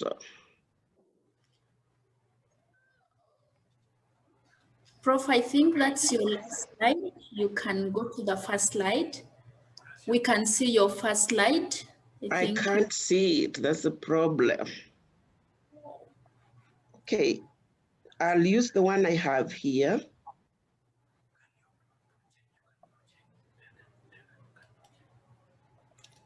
Indeed, I would like to thank the forum for organizing this webinar. It has been long since I was alerted that we'll be having this webinar. And along the way, I thought by the time this month of September comes, we'll be through this pandemic. However, it has not been the case. It has taken longer than we expected. I also want to thank Her Excellency, the former President of Mauritius, Professor Amena. I always feel encouraged and happy to see you, and you are always a role model to us. Prof, can I share for you the screen? Can I share your presentation? Yes, please do. Looks like it's not coming through. Thank you.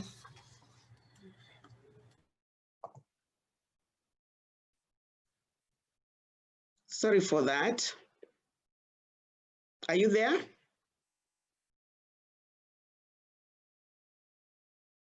Okay. So I'm supposed to give a presentation on connecting globally, students connecting globally to visualize and re-engineer universities for a better world post-COVID-19. I'll start by saying the word post might be misleading because from the experience, it's like COVID-19 is here to stay. And it's us as the human generation to look around and see how best we can continue to function in the new normal. Go to the next slide. That's just to show students connecting, and more so female students. As our speaker said, women are very important as far as nation building is concerned. And as such, we need to connect and make things move. Next. That's just the outline of which, listening to the students, and I must say I'm very proud to hear the students give their view of what COVID-19 or post-COVID-19 should look like. And I feel actually one of them should have been the discussant in this session, but I'm honored to have been selected to be a discussant. So I'll go through what you've been saying, but from a different perspective. And students, thank you very much for being very precise and providing the way forward. Next. Okay, so let me give you the background. All of us have known this disease, but as human beings, we also need to be reminded quite a lot on matters of origin and background and where we've come from. We know this COVID-19 has evolved into a pandemic, and it has affected billions of lives across the globe. And the students who have been talking today are among those who have been affected. And due to its effect, over 49 million people will be pushed to the extreme poverty in this year alone. 23 million will be from sub-Saharan Africa and 16 million from South Asia. However, the sector that we are really involved in, which is education, is one sector of the economic pillar, and yet it is heavily affected because once the pandemic came on board, all learning institutions were closed worldwide. Next. So for us, we'll be just here to visualize and see how universities, specifically those ones in Kenya and University of Eldoret, which I head, can re-engineer its activities and have meaningful performance in the new normal, not after post-COVID, but in the new normal. And I've heard this from the students, so I'm just going to repackage that. Next.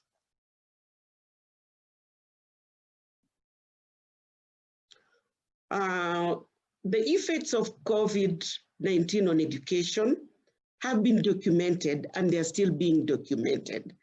But we must say that we are not going to be let down by these effects. We are going to learn more and learn how to survive. In that, UNESCO reports that approximately 1.73 billion learners worldwide are unable to attend school in the normal way we know about school because of the pandemic.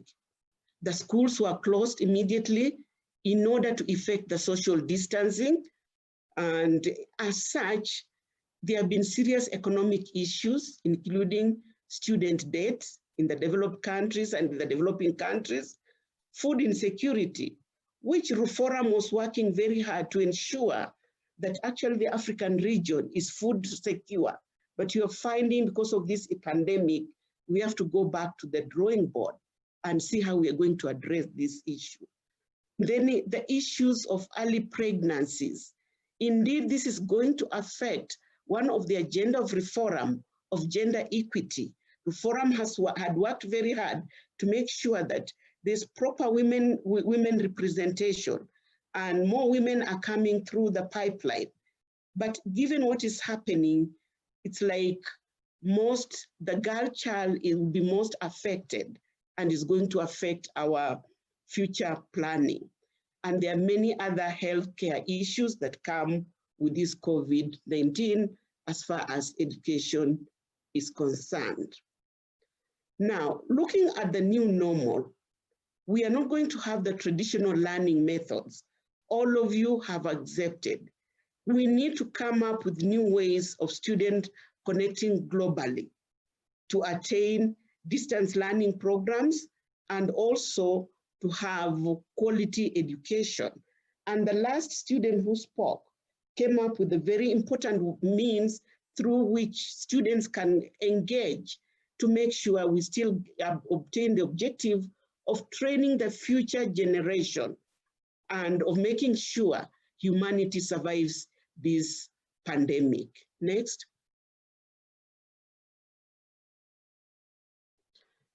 There are pointers to enhance student connectivity in the new normal. Again, we need institutions to create infrastructure to support remote learning.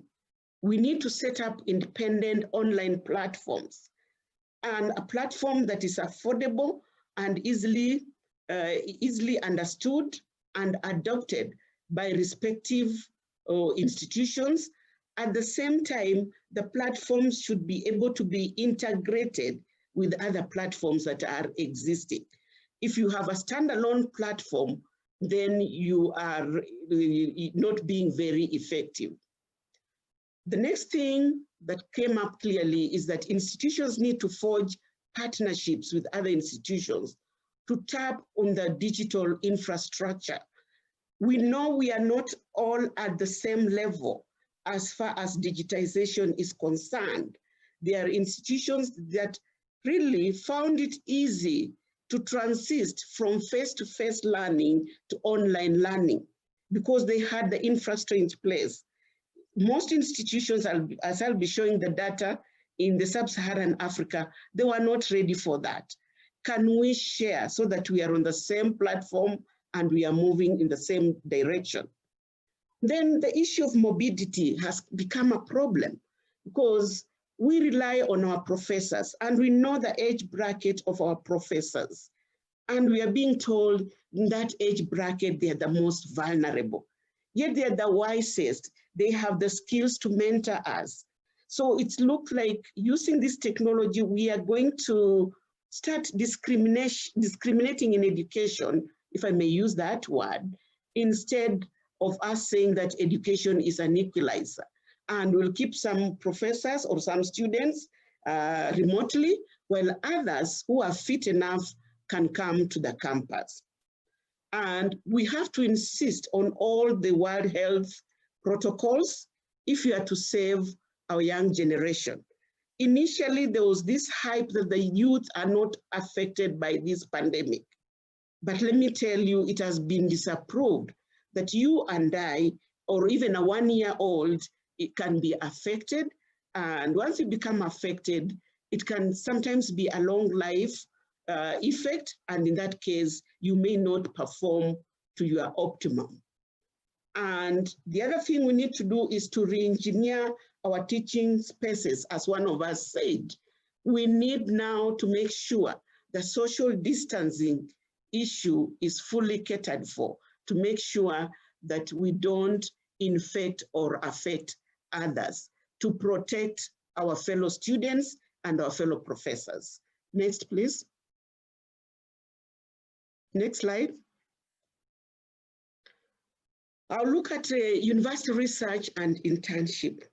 Here, indeed, the students who are affected have said what has happened to them.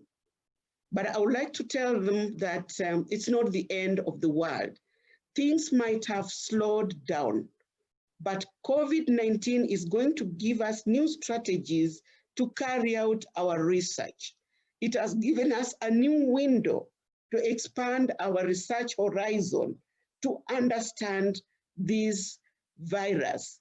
And as the other speaker said, to try and anticipate any future pandemics, because the world, as it were, in 2019 had gone to sleep. It's like we had arrived and we were not feeling like there's something that can threaten our civilization, that there's something that can close our borders so that we cannot travel freely, we cannot see each other freely. We need to come up with clear mechanisms and clear research groups that will be looking at what if this happens? How can we easily do reinvent and have our business continuity? Because like in Kenya, most universities came to a standstill. For 3 months, they didn't know what was happening. They didn't know what to do. They didn't know how to pick themselves. So it's like their business had ended. And the other thing I would like to say, we'll have to reinvent this student internship. Does internship mean it has to be physical? Can it be done virtual?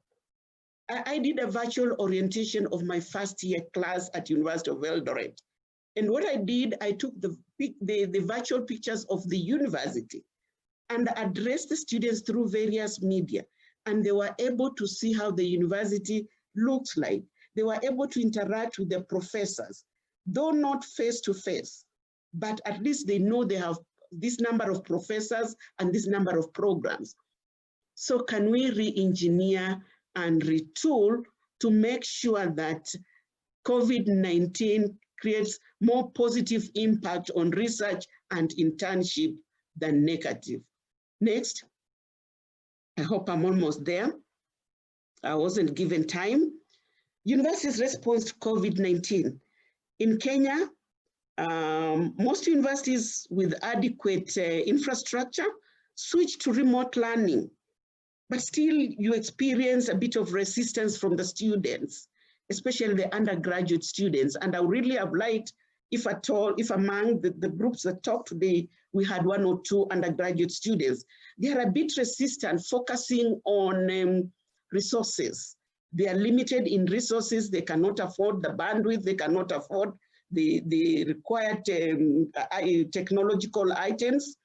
But really, it took time to buy them in and see that we are losing time if we don't go online. And in such a case, universities also developed their own customized, designed on-learning platforms, retooling their staff and students. This is very important because you're changing the system, and organizational change management is very important if you are to reap the positive fruits from those changes. If you are making changes whereby everybody is not brought on board, then you'll find yourself at the top and everybody else is down, trying to bring you down because they are resisting what you're supposed to be doing. At the University of Eldoret, it took time. We had to engage, despite the fact that we are IT savvy, but we had to engage on which approach we are going to give. And we established an Odell directorate, and that directorate has taken off. And I'm glad to say, just before I give before giving my address, I was told today about 2,500 first years attended lectures online. And we are a science, agriculture and technology-based university. These students are supposed to do practicals. And I've seen one of the questions here. How do you handle the issue of practicals? Even if you do simulations, there are some courses where hands-on experience is very important. I have a school of engineering, and I doubt if I can teach engineering students through virtual or throughout. I must at one stage expose them to the equipment so that they can know how to operate, how to maintain, and how to fabricate. And we have come up with what we call blended learning. Right now, the students are doing the theoretical aspect online, but we'll be opening soon and adhering to the social distancing and the hygienic requirements. We will allow the students to do their practicals, and that makes it easier and will be ensuring that we are giving the student quality education that is relevant to the market. There have been virtual graduations all over. I saw the very first one in US, where even the principal of that college went and handed those certificates personally to the students in their homes. But here in Kenya, there are people who are the naysayers. They are arguing, what is the quality of those certificates? Have those graduates gone through the necessary training for them to undertake virtual graduation? Because it's still a new idea. We have to go through sensitizing the public and everybody else to appreciate. Next slide, please. And then there are challenges and opportunities. And I have the challenges there. Most of you have talked on the challenges, but I would like to really strengthen on the opportunities. One challenge is mainly the weak institutional financial base to support distance learning. And this is manifested mostly in most sub-Saharan universities. However, we are saying that an opportunity is that we are going to offer a new educational model that will reach all students, all corners, so that you'll end up attracting more students. And in that case, you build institutional capacity. Then the issue of location challenges for students. And I would like to share this with you. Immediately universities were closed, the ministry sent out a questionnaire asking me to locate each student, where each student is located. Despite my database, I was not in a position to do that. And you all understand the dynamics that come in. You don't know where the student went after you closed the university. But we've tried our level best, and now we have a digitech infrastructure where we can locate our students. Then lack of managerial structure. This is where I talked about organizational change management. And here we've involved some of the experts, private experts. We've entered into partnership, people who train on organizational change, on how you can handle issues of emerging in nature. And this has helped us identify the right champion drivers in this particular journey of going fully online. And as I said earlier, it's only suitable for theory classes. For me, the School of Human Resource, where we teach mostly theoretical based courses, the School of Economics, those two schools have gone fully online. But the School of Agriculture, the other day we were asking, how do you teach even agricultural practicals online? The student must learn and do it by hand. Milking of an animal, how do you do that? So we are saying that we are exposing students to unlimited opportunities, but we've planned our academic calendar such that when students resume, we will give them the necessary experience that they need. Next, please. I'm almost there. Prof, you want to summarize? Yes. And the future of higher education, we are saying that we're having a paradigm shift. We must have strategic partnership, and we must have review of curriculum. There must be what we call internationalization of curriculum if we are going to have these partnerships. And how can we improve your learning? And in this case, we are saying that we must do it through various WhatsApp, or not WhatsApp group, various platforms that you have brought up. And there was the issue of mentorship and counseling. At the University of Eldoret, we've set up a psychosocial counseling unit, which is looking at how students, looking at students who are affected or who think they are affected, and we are helping them to cope with the new normal. We are advocating for World Health and Ministry of Health directives, and we have attached ourselves to a level 5 hospital, whereby if we have any case, we will always go back, we'll always refer to that level 5 hospital to advise us on how we can manage the pandemic. And then lastly, I'm almost there.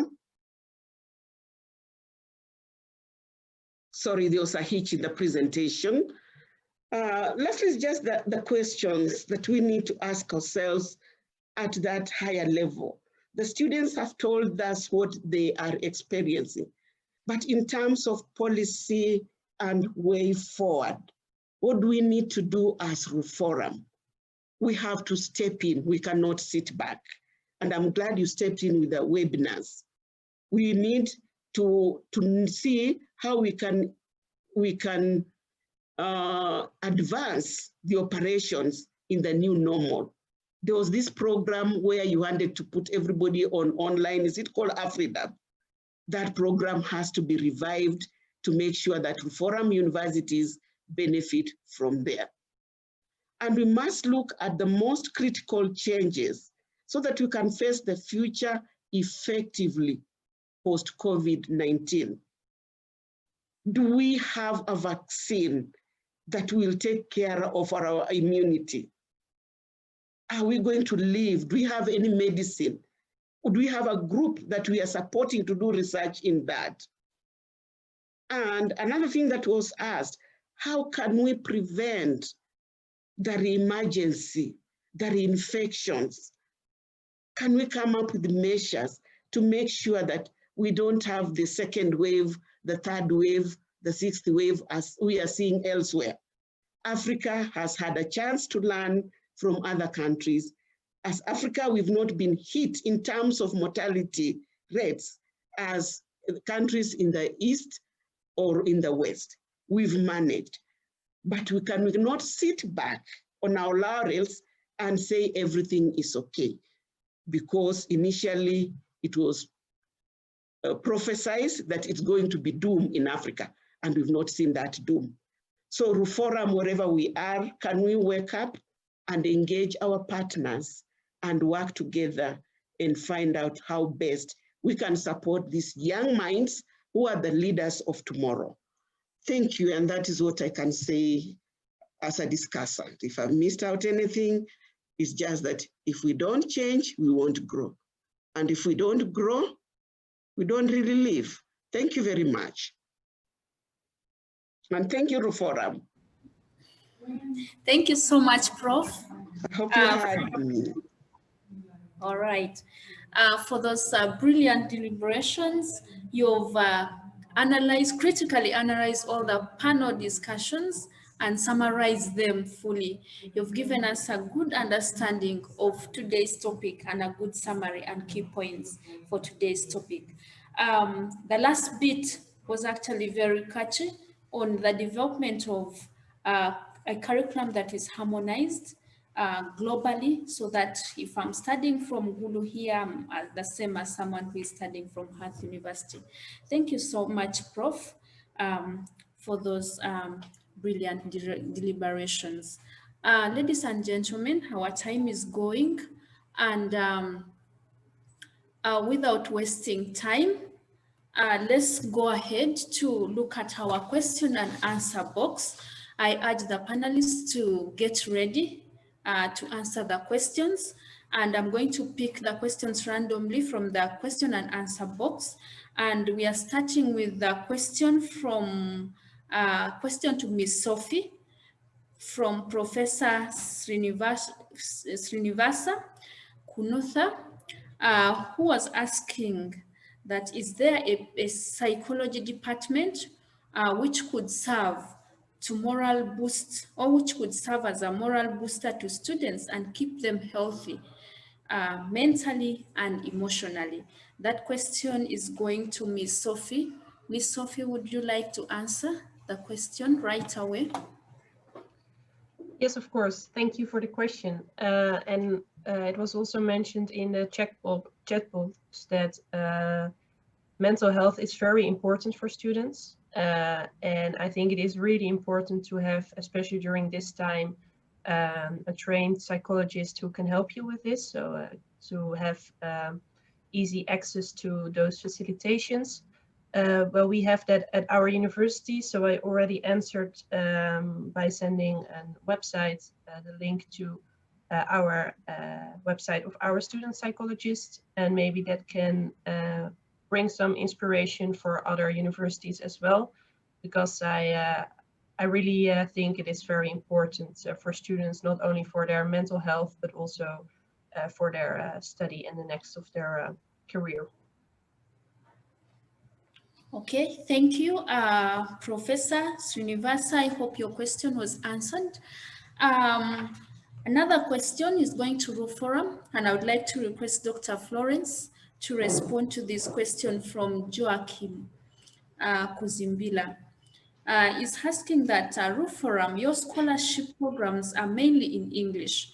Don't you think that you're leaving aside all of Central Africa, which uses French as a working language? Dr. Florence, please.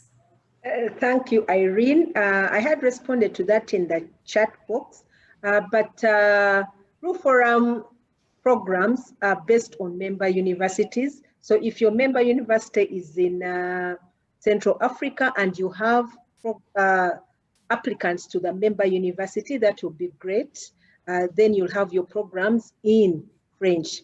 But I would urge all the French speakers, I think they have an advantage over the non-French speaking member universities, because then they get an opportunity to be bilingual when they go to English speaking universities. And we note that the bulk of research articles and journals in English. So it is an opportunity which you shouldn't miss, even when you are from a French-speaking country.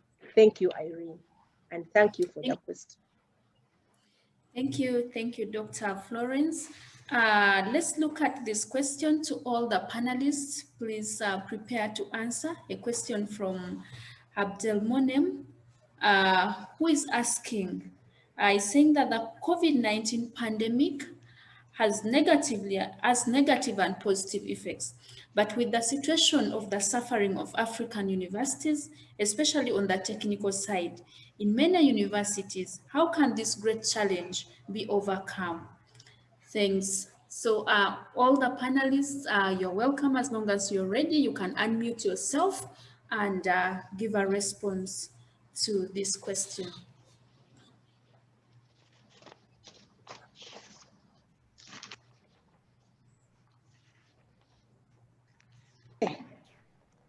Yes. Maybe Professor Akanga wants to respond.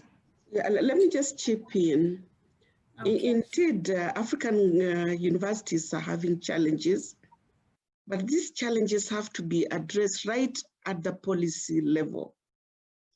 Indeed, African governments, respective governments, should come up and support respective universities to set up this expensive infrastructure that is required, because universities on their own will not make it, because nobody oversaw or thought about the pandemic. And the pandemic hit when almost the financial years as per our budgeting system were over.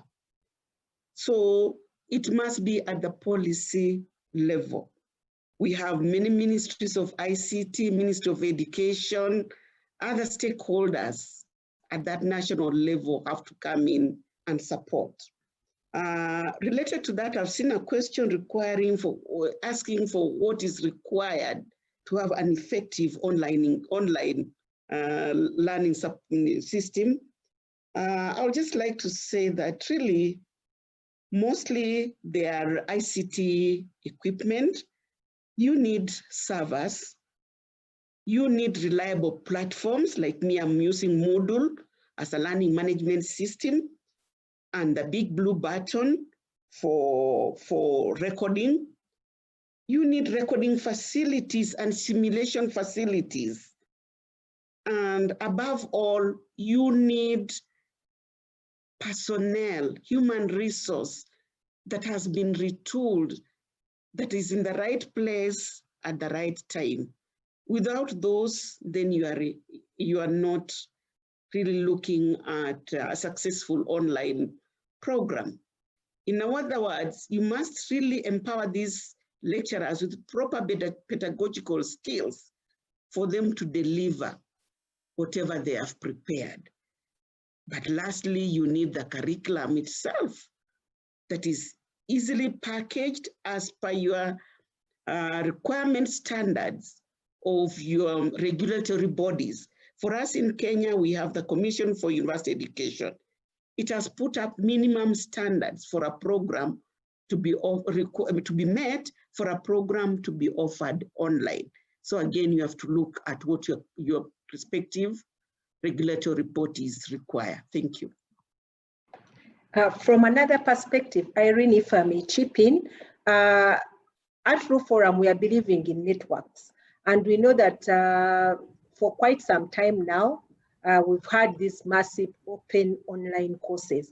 Even as African universities attempt to state their processes going and put their house in order, the massive open online courses are available, and we need to harness resources from the different member universities and networks, both partners at the global level and within the continent. So that is something that we can explore, and you can get degrees using those open online courses. Thank you. Thank you. If I may chip in there, Chair, if you may allow, Madam Irene. Indeed, one of the challenges you've had with our lecturers is the intellectual property rights to the material they are uploading, to the material they are giving. So that has been a big challenge, and we've assured them we are protecting the material such that nobody can access them for free, like open learning, and end up using them and getting a degree, and and the lecturers are not even recognized. So that's also another challenge Reform should be looking at. The other question I'm seeing here is about a global university, admitting students from all the world nations. We tried having a virtual university in Kenya, and it has been in the making for the past, is it 15 years or so? Really, I wouldn't really advise the policymakers to come up with another stumbling block, because the networks are there, the platforms are there, whatever is there, and once we have an international curriculum, I should be able to pursue my studies in the comfort of my kitchen and know that at the end, I'll go through the process and I'll be awarded a degree without having gone somewhere or outside the country. So the global university may be a virtual university, but called global, but it should not be so limiting because the systems are already in place. Thank you. Thank you, Prof. I have a number of questions here for you. I think some of them you'll answer them in the question and answer box, but maybe the last one that I can read to you, and then the rest you can respond to them in the question and answer box. This one from Samuel Angira. It's saying to Professor Teresa, African governments are currently initiating school reopening packages with a focus on finalists to clear the academic year. However, the debate on progressive adaptation post the new normal is limited. What role can the higher learning institutions do to ensure policies that are in line with their higher learning education's mandates are incorporated at the national level? You're welcome. To the national level. Actually, Irene, after I posted to you my presentation yesterday, I received a letter from our cabinet secretary giving directives that we should open on Monday for our final year students to progress and finalize their studies so that they can graduate. Indeed, this is a matter we are still engaging with the government, and I cannot confidently comment on it. But what I would like to say is that as institutions of higher learning, we've been participating actively in preparations for opening, because there are minimum standards that you must meet before the universities or the school is allowed to open. One of them are the hygiene protocols, the sensitization protocols, and what have you. So we've engaged with our ministry, and they have made several visits to various universities to assess what is being done. And through that, institutions of higher learning have been very innovative enough so that even the Kenya Innovation Authority is approaching us to share with them the innovations we've had as far as hygiene and public health issues are concerned, can be packaged and marketed or tested and pushed to the next level. But we are engaging the policymakers as much as possible. Thank you, Samuel Angira. Thank you, Prof, for the answer. Right now we are running short of time, and at this moment I would like to call upon all the panelists to give their closing remarks in 1.5 minutes if possible, so that we can wind up with our webinar for today. So I call upon the panelists to unmute themselves and give us a closing remark.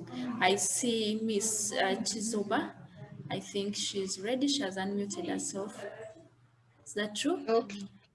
All right. Okay. Yeah, I want to thank the organizers of this program, Forum. Thank you for having me. thank you for this webinar. It was quite insightful, and we are looking forward to more of these in the future. Thank you. You're welcome. Next. Maybe I can. Well, I'm really thankful for the opportunity of sharing with you my perspective and the things I've been living. So I would say that we can listen to everyone giving their own experiences, and I can only say that to address these issues, we should start thinking on the different contexts that each country and continent has, because some answers might not be the same ones for Africa or for Guatemala or Costa Rica, but these places are a good way to start taking in consideration some other ways of facing these issues, and also knowing that you're not the only one facing difficulties in terms of your studies and your researches. So it was a really good opportunity to share with others, and thank you. You're most welcome. Next, let's welcome Miss Sophie. Yeah, thank you, and thank you for organizing this this webinar. It was also for me very inspiring to hear all the stories, but it was also a bit frustrating to really realize that things that are for me quite normal, such as having a good internet connection, can be a big issue for other students. So I really hope that this will be improved in the future. But I would also stress out that we still can learn from each other and have a look at what you can find online. For example, the open courses were also mentioned. I also did a few and I really, really liked it. So maybe that can be like a solution, that you can follow courses in your own time when you have good internet connection. And my other point is, I think it's really important to keep in contact with each other, not only about study related issues, but also have an eye on each other about each other's mental health, and stay healthy the coming months.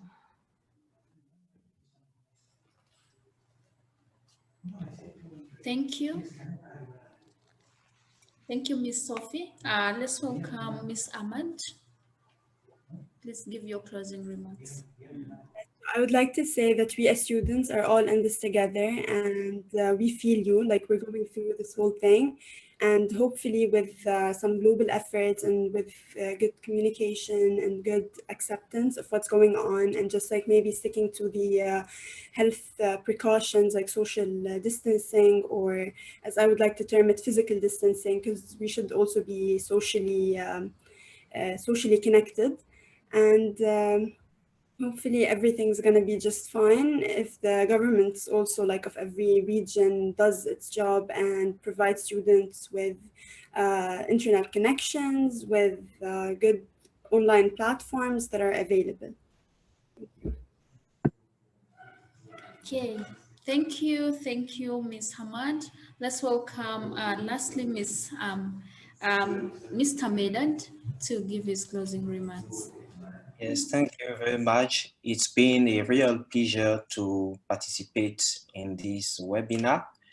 It has been very insightful, and I believe that reform will boldly share the conclusion and everything discussed here through its network of member universities, because this is gonna help them better develop the new plan, new strategies for changing actually the learning methods and the education system. Thank you all, and see you soon. Thank you, Mr. Medad. Let me welcome the discussant, Professor. Please give us your closing remarks. Thank you all, and thank you, students. I hope you're hearing me. Mine is just to appreciate Forum for bringing up this issue of having webinars, and just say, let them not end here. Let us have some policy briefs, some documents to share with our partners so that we can move forward as far as this pandemic is concerned. I would like to say that policymakers are very important in realizing any deliberations. And when all this is packaged, kindly let us share with you so that we can also escalate to our respective policymakers. Or else, thank you again and pass my regards to the Professor Adipala. I don't know where he is. Is he here? I didn't check the attendance list. Pass my regards to him. Please, we shall make sure you reaches him. And he's attending. I believe he has heard you. Okay. Thank you, Prof.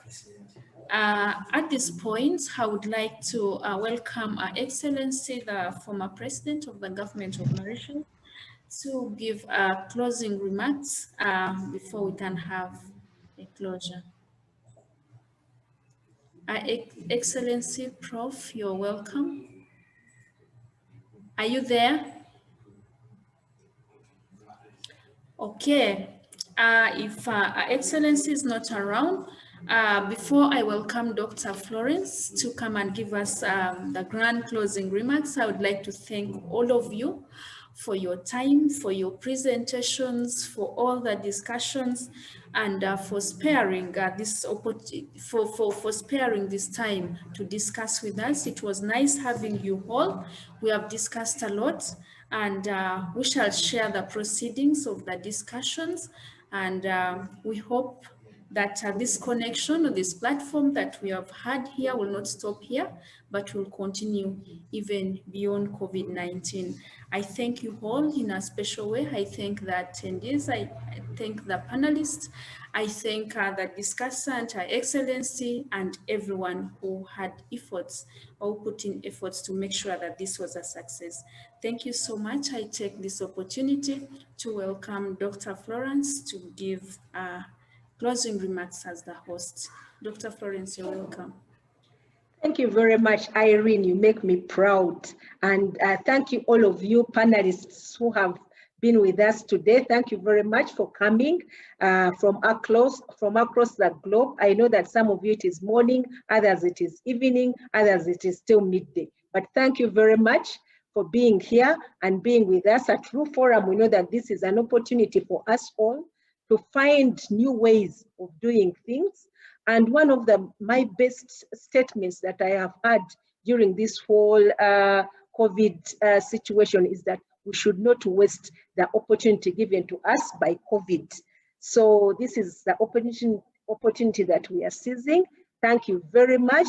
And we know that as youngsters and others participating in this webinar, we shall be able to come up with collective ideas. All these ideas that you have generated, we are going to compile. And as Professor Akanga said, we are not wasting it. We are going to synthesize it into policy briefs that we shall channel as appropriate. And please, we need to link. It shouldn't stop here.